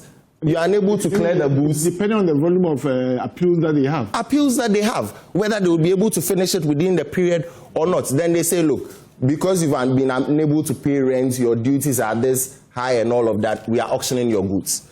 The trader who has taken a bank loan has traveled to China, has bought things, imported them into this country so that he can help young people who are looking for jobs to get something to do, to augment the unemployment system that is in the country. You are going to auction their goods because of the failures of your own system, because you have failed to comply with the law. So we're not against AI. In fact, we believe that technology is a way that you can leapfrog development. So do you want the system to be overhauled or a total scrapping? We want the system to be suspended. Suspended? It should be suspended. Why? Because the system is not efficient in the manner that it is in. Let us sit down together as stakeholders and tell the ministry what exactly is on the grounds. Because you cannot just pick fictitious figures and use them to calculate values for people. So we're saying that we need also full disclosure of the persons behind the system. Because disclosure allows us to take away opacity from dealing, so that we know that this is not some other underhand dealings, and then sometime in the future we would have another brouhaha. We're saying no. Let us halt the system. Right. Let us meet as stakeholders. Let us go into the system and tell you what deficiencies are there. Let's work within the framework of the law, and audit the system as it is now, so that we can move forward, help governments to rake in the needed revenue. And I must state on record that since 2020, government has exceeded all the revenue targets that is set at the ports. So yes, since 2020. So if the system has not been efficient, we would not have been exceeding the targets. And so we're saying that when we meet and we discuss, we'll help you achieve the targets, and you would also help us keep our businesses afloat. That's all we're saying to government. PK, so if this is not suspended as you are demanding, what is the immediate impact it's going to have on Ghanaian consumers and indeed the Ghanaian economy at large? Well, I think the impact is being felt now. If you go to the port, trucks are parked outside. They cannot go to the port and pick consignment because importers are not able to pay the taxes that have been levied on the consignment. I was showing you a consignment of wheat bran. Yeah. That is a chicken feed. Wheat chaff. Chaff. The person was paying 14,000 Ghana cedis, okay, in just December. January, it went up related to, I think, 17,000. AIC should go and pay 2.7 million Ghana cedis. Is this, you don't know how many times with which the amount has been, it's even 6 million and was given an exemption of 4 million, and he has to pay 2.7 million for wheat chaff. How can this person pay? Which is the raw material. So and there's no way he can pay this. So consignment will be there. So even as we speak now, cargoes are at the port not moving because they cannot pay. Do you get it? But when we saw the anomalies and these challenges, quickly we wrote to the minister that this is what we have encountered. We want an audience to sit down and discuss the necessary solutions. In fact, the letter was not, we did not get any response to the letter. We went there to follow up, we did not get any positive feedback. We sent a delegation. Still, we could not get the audience. That's why we didn't have a press conference. And if I read the statement, it is clear that the challenges that are faced at the ports and the borders, obviously, is even reducing the influx of revenue to the government. Okay? Now, if you have an issue, as my brother said, that you need to appeal, that appeal has been taken from customs and are given to AI Secretariat. So the system tells you to go to AI Secretariat, which is at the Ministry of Finance. Now you go to the Ministry of Finance, they tell you the Secretariat is here to be, operational. And it's very unfortunate. Right. Now, you have to come wherever you are with a letter applying for a review of values. Somebody from Paga, traveling all the way from Paga to Accra with a letter and document to come and seek appeal on valuation. Then how are we going? Mr. Host, one of our problems is... A moment, I'll come back to you, but I want to put on record once again that we've tried to get responses from the Ministry of Finance and also the Ghana Revenue Authority and other relevant stakeholders who have been accused by this coalition of importers, but we have largely been unsuccessful. I want to give you your final thoughts. I'll start with you, Yao, since you were on the floor. 30 seconds each. Yao, let's go. We are saying that our clients, importers, traders, they have the right to know how much to sell their goods. So when they are going to buy a consignment, they do their own calculations, they do their budget. For example, if it's $10, that's a transaction value. He goes in for the invoice, $10. So when it comes to customs, he has a very high hope that that amount, that value should be accepted. And based upon that, he does his projections and looks at the market, and that is gives a selling price. Right. But then if I don't know how much I'm going to sell, what is the source of AI, their values? What is the source? You don't even know. And when you get here, you just tell you go and pay anything you want to. Jeff, I have just 3 points to make. Briefly. I've been in business 40 years now. My brother, I know him very much, has been afraid for over 30 years. Is somebody telling us or acting like that we don't have anything to contribute when it comes to matters of trade facilitation? It's not that we are trying to, be proud that government shouldn't bring anything. But we are very experienced, more experienced than even the politicians themselves. So we should be major stakeholders in any proposition of trade laws. Then, there's one thing, I don't know if you see, when AI's value is high, it's taken. When custom value is high, that one is taken. So which one is which? Right. Then again, I will pay the government in a way that they've done well. Smuggling of gold by foreigners have been blocked. They've been able to bring it in the government, coffers. That is a very good idea because good ideas, you go to Dubai Prince will praise the other government that, hey, you were able to make $10 billion of gold, but on paper it's around 2 billion, 3 billion. Foreigners were buying it, and Gold Boss has come to, correct that one. They've done well. They've stabilized the, CD dollar, which is good for the importer, and also it's good for the free trade. It makes everything difficult. But they shouldn't, derail their achievement by bringing in things that, is coming to, perpetuate illegality. Thank you, my brother. Michael, 30 seconds. So I just want to say that the business community is a development partner when it comes to our economy with the government. So we do not operate in isolation, and governments cannot also operate in isolation with us. And so it is very important that when government is taking some steps, they engage those who are on the field, those who contribute to our fortunes in that respect. Because, like my colleagues have mentioned, government has done well when it comes to reducing the dollar. So you hear people say the dollar is down, but prices of goods are high. It is not because the traders are wicked. It is because now the traders are even paying much more for the business than we used to do when the prices or when the dollar was maybe at 14 or so. So we're telling the government that it is important that you synergize or you harmonize your policies so that you do not create counterproductive policies where you're able to bring exchange rates down so we can have flexibility and go and bring things and have that space as fiscal space as a business owner. But when you come down, then your country is fleecing you of the gains that you would have made to expand your business in a manner that is even unlawful. And so for us, we think that, like I said, government should let us meet and then find a way forward. We're not opposed to the idea of technology. That I must put on record. PK? Yes, thank you. Yes, I think it is clear that the policy was rushed. And that is our challenge.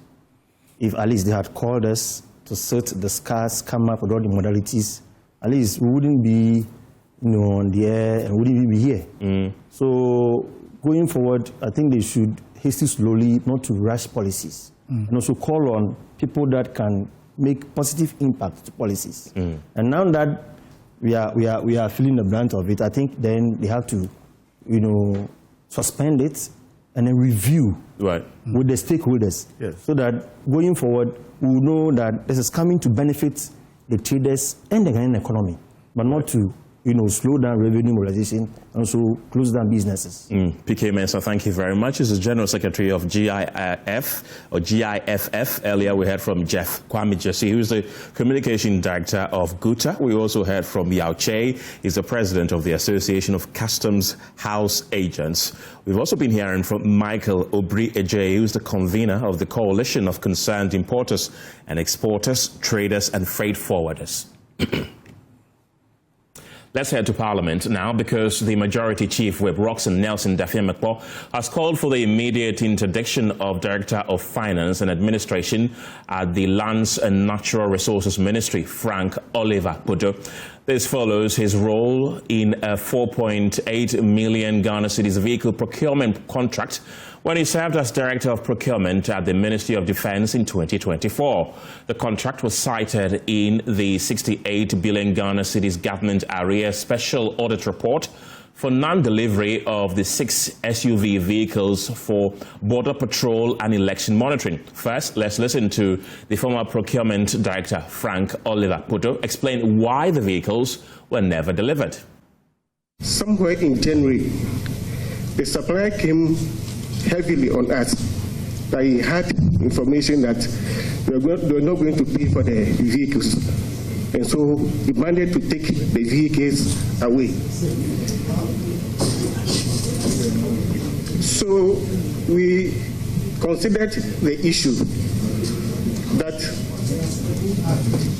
to release the vehicles to the supplier and then bound him to keep it down for us by extending the contract, because at the time... With whose authority did you do this?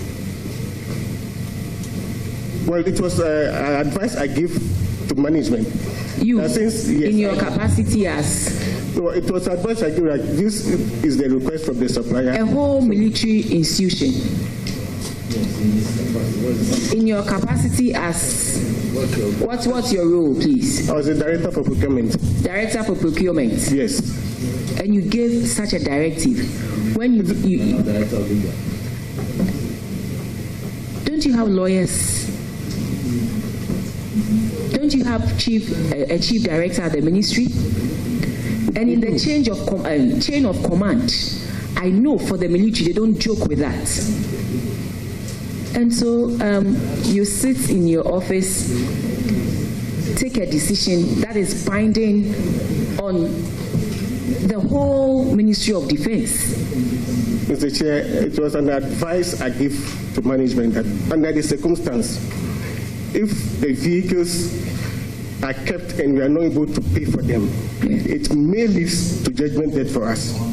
But it's an option that we can explore. That is, we extend the validity of the contract so that the supplier would keep the vehicles for us at such a time that the ministry has the money to pay.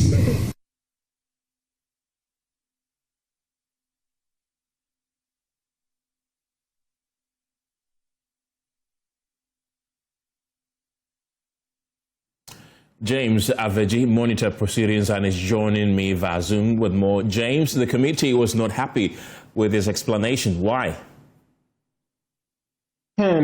Simply because they believe that he cannot, in his position as Director of Procurement, take a decision for the entire Ministry of Defense and, for that matter, the government of Ghana as well. You heard him there ending that clarification, saying that he actually extended to the contract validity in order to allow time for government to pay for the vehicles, which a decision which he said he took on his own, which the members of the account committee were not happy with. The chairperson, Abino Osasari, then went on to clarify, because if you listen to his clarification, it looks like the vehicles were available. He went on to clarify whether the vehicles are with the Ministry of Defense as we speak. And his hesitant to answer that question led to the chairperson getting furious, indicating that his inability or evasiveness to answer this will simply mean that he's not telling the truth to the committee. Well, that was the question. For now, yes or no, please. And then you can explain. Are the vehicles available? Respectfully, are the vehicles available? Yes, they are available. No, they are not available. It's difficult to say yes and no because... No, respectfully, sir, we are not joking here. This is a serious matter. You are questioning what the auditors have put in this report, and we are giving you the opportunity to explain yourself, and you are telling us that what it is not, you cannot say yes or no. Someone who cannot say yes or no, respectfully, is lying, and that is why you cannot choose between yes or no. And you are under oath. Remember, you have come to dispute the report the auditors have put in here. You are saying that the source received advice was not dated 12th October and that you have one that is dated December 10th. The auditors are saying the vehicles were not there. You said something contrary to that the vehicles were brought, you saw them, you inspected, you signed for them, and later you asked the person to come and take the vehicle away because the person said they were afraid, the supplier said they were afraid we wouldn't pay. And so you went ahead on your own to extend the contract. Now we are asking you, are the vehicles here? And you are saying you cannot say yes or no. The contracts are expired. So where is the supply? Honorable Chair, the vehicles are not available. I was at the ministry March last year. I didn't see the vehicles. So respectfully, should it take your minister to answer a question that you are supposed to answer? James Aveji is still with me. James, what was the final decision of the committee? Two actually taken. One, the ranking member on the committee, Samuel Akamels, invoked the authority of the committee to refer him to the Attorney General for prosecution, and so we expect that that will be carried out by the clerk of the committee. The second is the majority chief with Roxy Nelson, the Afamekpo, who also probed the matter further, calling on the Ministry of Lands and Natural Resources, where Mr. Frank Oliver Ekpodo is currently serving as the Director of Finance and Administration, to immediately interdict him for his role in his previous position as Director of Procurement at the Ministry of Defense, where he was moved from. I think you should be interdicted for how you carried out your function as Minister of Defense. We demand that, or you are not responding to the issues reasonably. What is your relationship with Global Supply Network? Mr. Chairman, I don't have any relationship. Because you see, Mr. Chair, I am struggling to appreciate the fact that a ministry signs a supply and purchase agreement. You are not the ministry. You are not even the chief director. You are not the Minister of Defense. And you are telling the Committee of Parliament that the supplier was putting pressure on you by sending you text messages. So you see, this is how you people personalize public transactions. You personalize the transaction, so it became your personal burden. How many were the vehicles? In fact, if you can't tell us where the vehicles are, at least tell us how many they were. Mr. Chairman, there were 6 vehicles. Sorry? 6 vehicles, sir. 16. 6. 1, 6. Yeah, 6. And to date, Madam Chair, to date, we don't know where the vehicles are. So for me, my demand is that the Ministry of Lands and Natural Resources should interdict this man. It should be interdicted. Our Parliamentary Affairs correspondent James Aveji is still with me on Zoom. James, which other agencies appeared before the committee today? For a number of them. The government office of the government machinery was also here, the Ministry of Education as well. In fact, the Ministry of Interior also came, and when they appeared before the committee, their infraction include some 3 million Ghana cedis claimed they raised for payment for a contract which the audit report said was earlier paid for and flagged it as double payment. Apparently, this contract was paid for at the Ghana National Fire Service, but the ministry, unbeknownst to them, also raised the same claim for payment. The challenge the Interior Minister identified has been that a number of these agencies go on to do transactions without knowledge of the supervising minister. His warning to the heads of agencies under them is that if they do such things, he will not be available or held liable for those transactions, then they would have to come and defend some of those transactions themselves. Mr. Chair, that I noticed, which I had to write officially to the Minister of Finance. Most of the time, and with a greater respect, Madam Chair, you are the Minister of Finance. You get agencies writing straight to the Minister of Finance without passing it through their sector ministers. So you'll be sitting there, then all of a sudden something comes up, you are not aware. Or they have sent something and now they forward it to you again, then you now send it again, then before you realize the repetition is happening. So I had to write officially to the Minister of Finance that, in fact, to make it mildly, when we went for that politician meeting, I vehemently told the Chief Director that if you don't let them pass these their expenditures and letters through me, don't ever call me to come and answer for them. But I won't answer for anything that did not pass through me. So this is one of the things that we are doing to make sure that all these kind of double letters or multiplications are avoided. And for example, with the heads of the agencies themselves, for example, if I take, let's say, immigration, you have a situation where he has 3 deputies, and each of them could write a letter to finance through me. You have IGP has a lot. Let's get on to Zoom right now and speak to anti-corruption campaigner Edem Sananu for more on this. Edem, welcome to the program. What do you make of the Majority Chief Whip Roxanne Nelson Dafiamaqua's calls for the interdiction of the Director of Finance at the Lands and Natural Resources Ministry for his role in the 4.8 million vehicle purchase when he used to be at the Ministry of Defense? Right call? Yes, I think it's a worthy call. I don't know whether the current, and I guess it's a Public Services Commission issue. So even if he's moved from one ministry to another, still within the public services, he's still liable to be called to book. I think it's worthy because if the man could not explain, if you come back to refute the date, the availability of the vehicles, and now they ask you to confirm, and you can't confirm the availability, and the transaction itself was done when you don't have the capacity to be the one who signs off.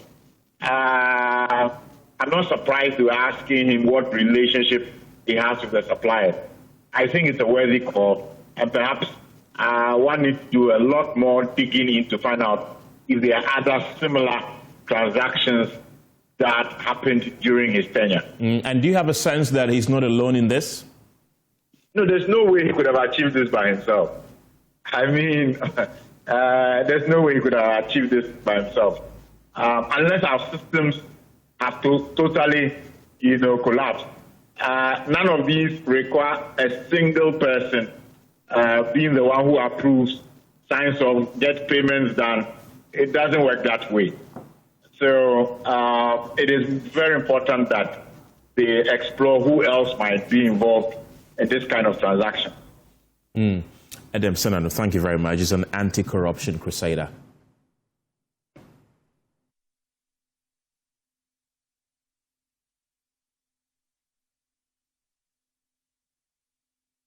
The pulse returns after this break.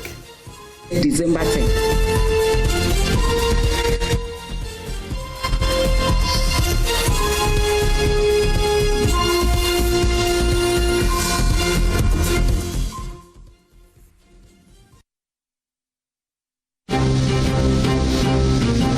The sea is coming closer. The sea was far from us. It's not this near like the way it is now. We are losing land.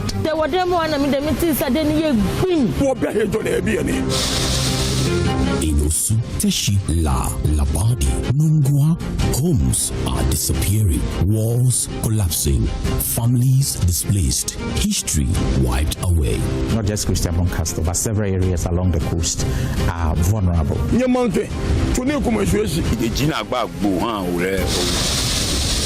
Rising tides, relentless erosion, a coastline under siege. The government needs to come and help as far as the sea defense is concerned. When the sea comes home, a JoyNews feature series.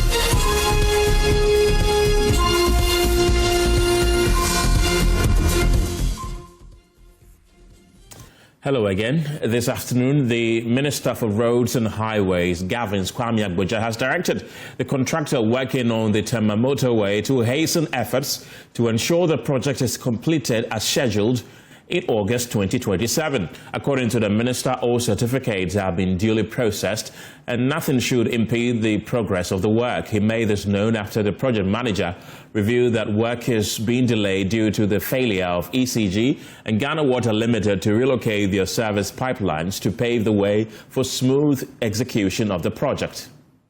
For the motorway, our only challenge, I can say, has to do with the relocation of utilities, water lines and ECG lines.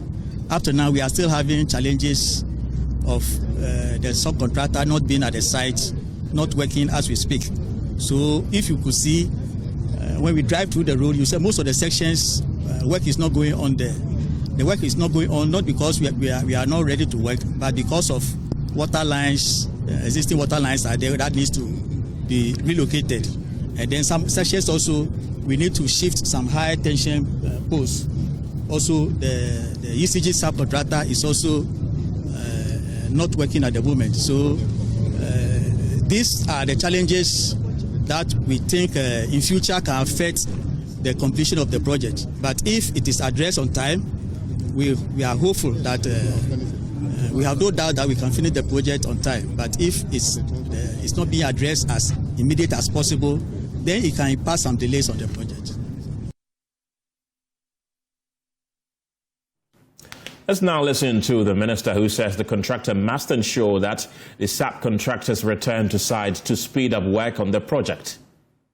You know, this project, the real owners of this project is ATEL, Accra Tema Expressway Limited, which is an SPV but owned by government. Of course, it's a public road, so Ministry of Roads and Highways is responsible. The good thing is that as of now, all the outstandings in terms of government commitment, in terms of money, has been settled.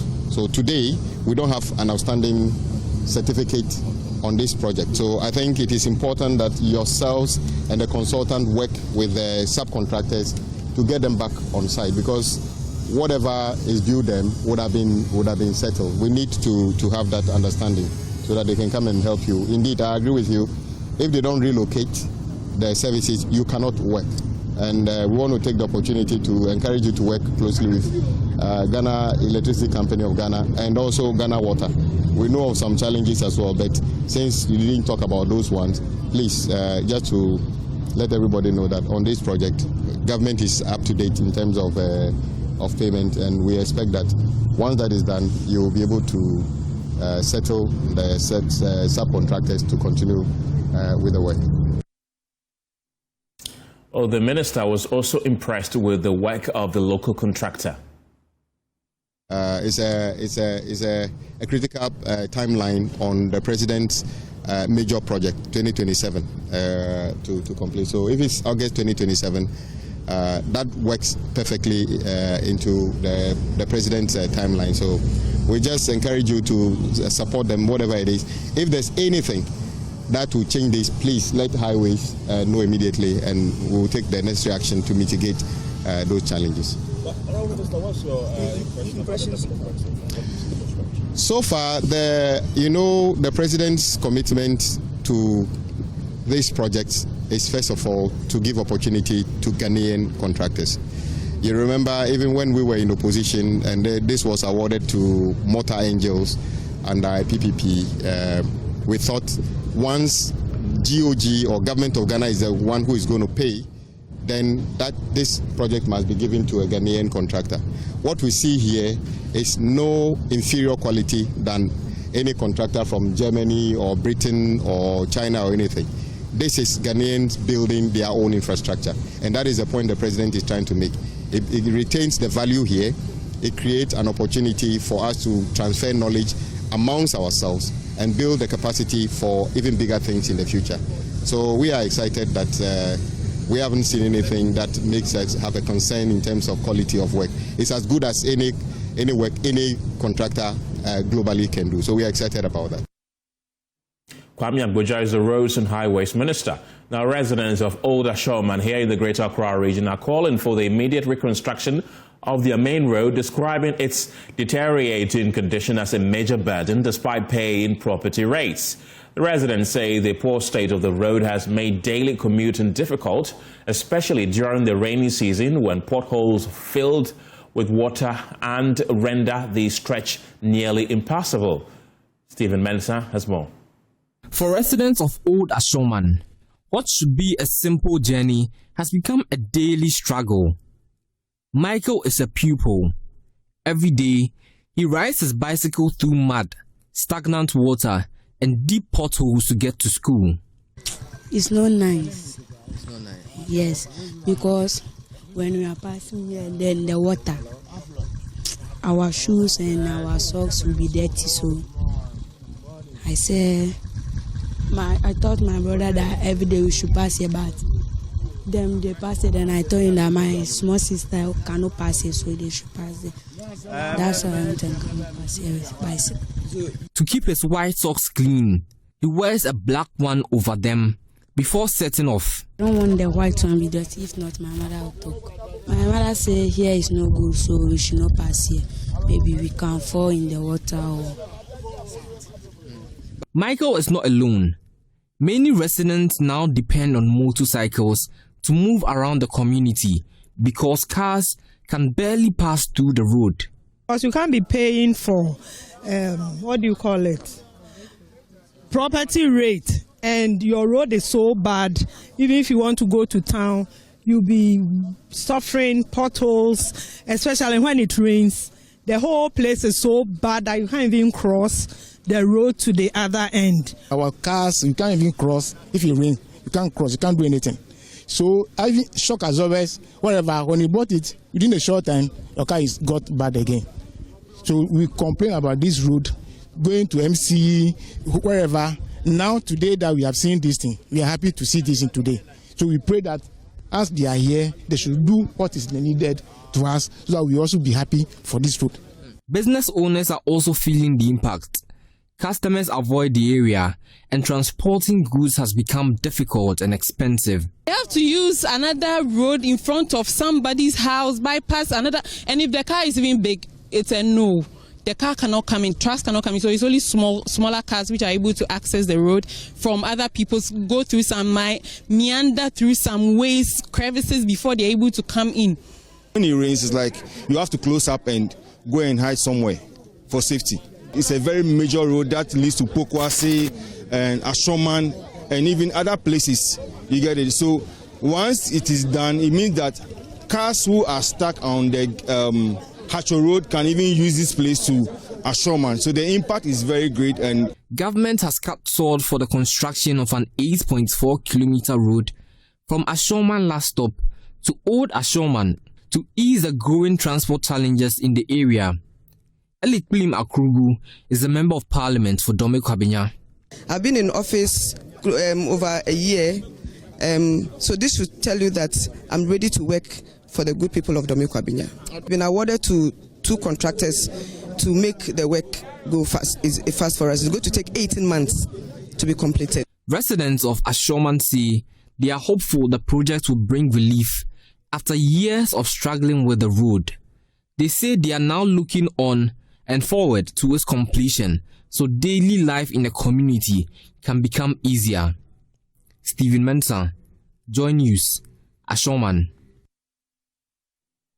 Climate change is deepening the water crisis in the Upper East region, where many communities are struggling to find clean drinking water. Erratic rains and prolonged dry spells are pushing already fragile water systems to the brink. As a result, borehole drilling and mechanization of those things are booming across the region. But is it the real solution? Albert Soare reports in our Climate Evidence series.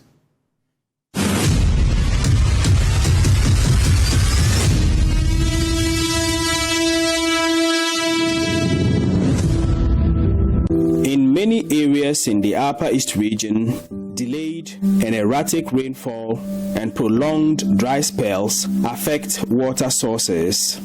Seasonal streams, wells, and even dams dry up faster, while dugouts shrink or become unusable. As a result, the demand for reliable water sources continues to rise. The Ghana Water Company Limited supplies water to thousands of residents, but its coverage remains limited. Several communities, including Pualugu in the Talense district, are yet to be fully connected to the main water distribution network. Here, hundreds of people depend on a few boreholes and hand-dug water sources, which often struggle to meet demand, especially during periods of drought. Moses Adongo is the assemblyman for the area. The population of Palugu is within 5,000 to 6,000 as we speak today. And about 3-5 sections, unless you go about 3-4 kilometers before you can bring water. Some they have to use motor king. Even the community with the community town development water, we still go to Argo. Some young boy mechanized water there. We go there with the motor king to buy a drum of water to Palugu. Even for households connected to the Ghana Water Company Limited, supply is not always reliable. Consumers often complain of irregular flow. Paulina Amoro is one such consumer in Bolgatanga. The supply, as in Ghana Water Company, is not stable. There are times, if you are not around to fetch water, you can come to the house to get water. You'll be disappointed sometimes. And it may happen that the water will not be there, and it will take to a number of days, 2 to 3 days before you have water. Sometimes when it is there, the flow is not efficient. It flows slowly. You have to spend a number of minutes or hours trying to get water for yourself. Across the region, the story is similar. As climate change increases demand for water, private borehole drilling and mechanization services are expanding. For families who can afford it, these offer a more dependable solution in the face of limited water access. Paulina and her family, for instance, have opted for a personal mechanized borehole for their home. Once you have a mechanized borehole in your house and there is electricity, you are able to pump water into your tank, which can be stored and used for a number of days. It is reliable, it is not erratic, and the water is usually clean. But this shift is raising regulatory and safety concerns. Operators in the industry, however, maintain that they follow proper standards.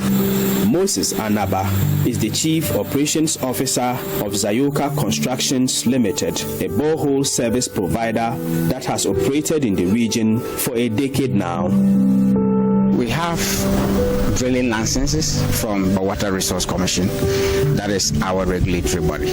We are having a logbook that every borehole has to be logged in to let the person know, or let the Water Resource Commission get to know the quality of rock and underground water that you have gotten. So we are doing a daily reporting on the logbooks, and at the end of it all, they go into review before your drilling license is renewed. So we have that regulatory body, and also the water quality test is still done by Ghana Water Company.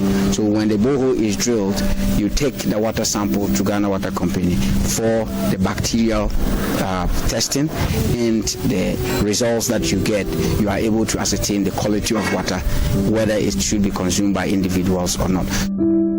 But with the growing number of borehole drilling rigs and companies, can a consumer rest assured that water from a borehole is safe? Jesse Kazapoi is the head of the White Volta Basin Secretariat of the Water Resources Commission, which is mandated to regulate the activities of borehole companies. There are sanctions, and I must tell you that the sanctions are very heavy. Yes, we have impounded some rigs which did not have licenses, and they will have to pay. Even the penalties goes as far as it can be. Once you are surcharged and you don't comply within a particular stipulated time, then your penalty is compounded and you pay huge sums of money. We work in hand with the MTTD to assist us to be able to apprehend those who are not complying.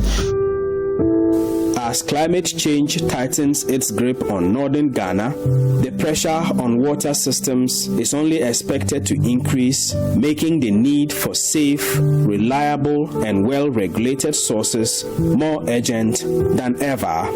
It remains to be seen if drilling and mechanizing private boreholes will be the solution. Albert Sorry, JoyNews, Bolgatanga. This story is brought to you by JoyNews in partnership with CDKN Ghana, University of Ghana Center for Climate Change and Sustainability Studies, with funding from Claire R4I Opportunities Fund. That's it for the pulse this evening. For more news, you can log on to myjoyonline.com. There you have it. Our top story for this hour says that government may review fuel taxes amid rising prices. Felix Kwakye Ofosu, who confirmed to me here a while ago.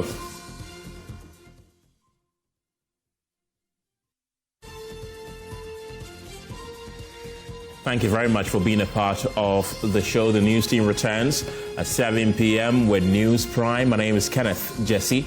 LTS is up next right after this. Have a good evening.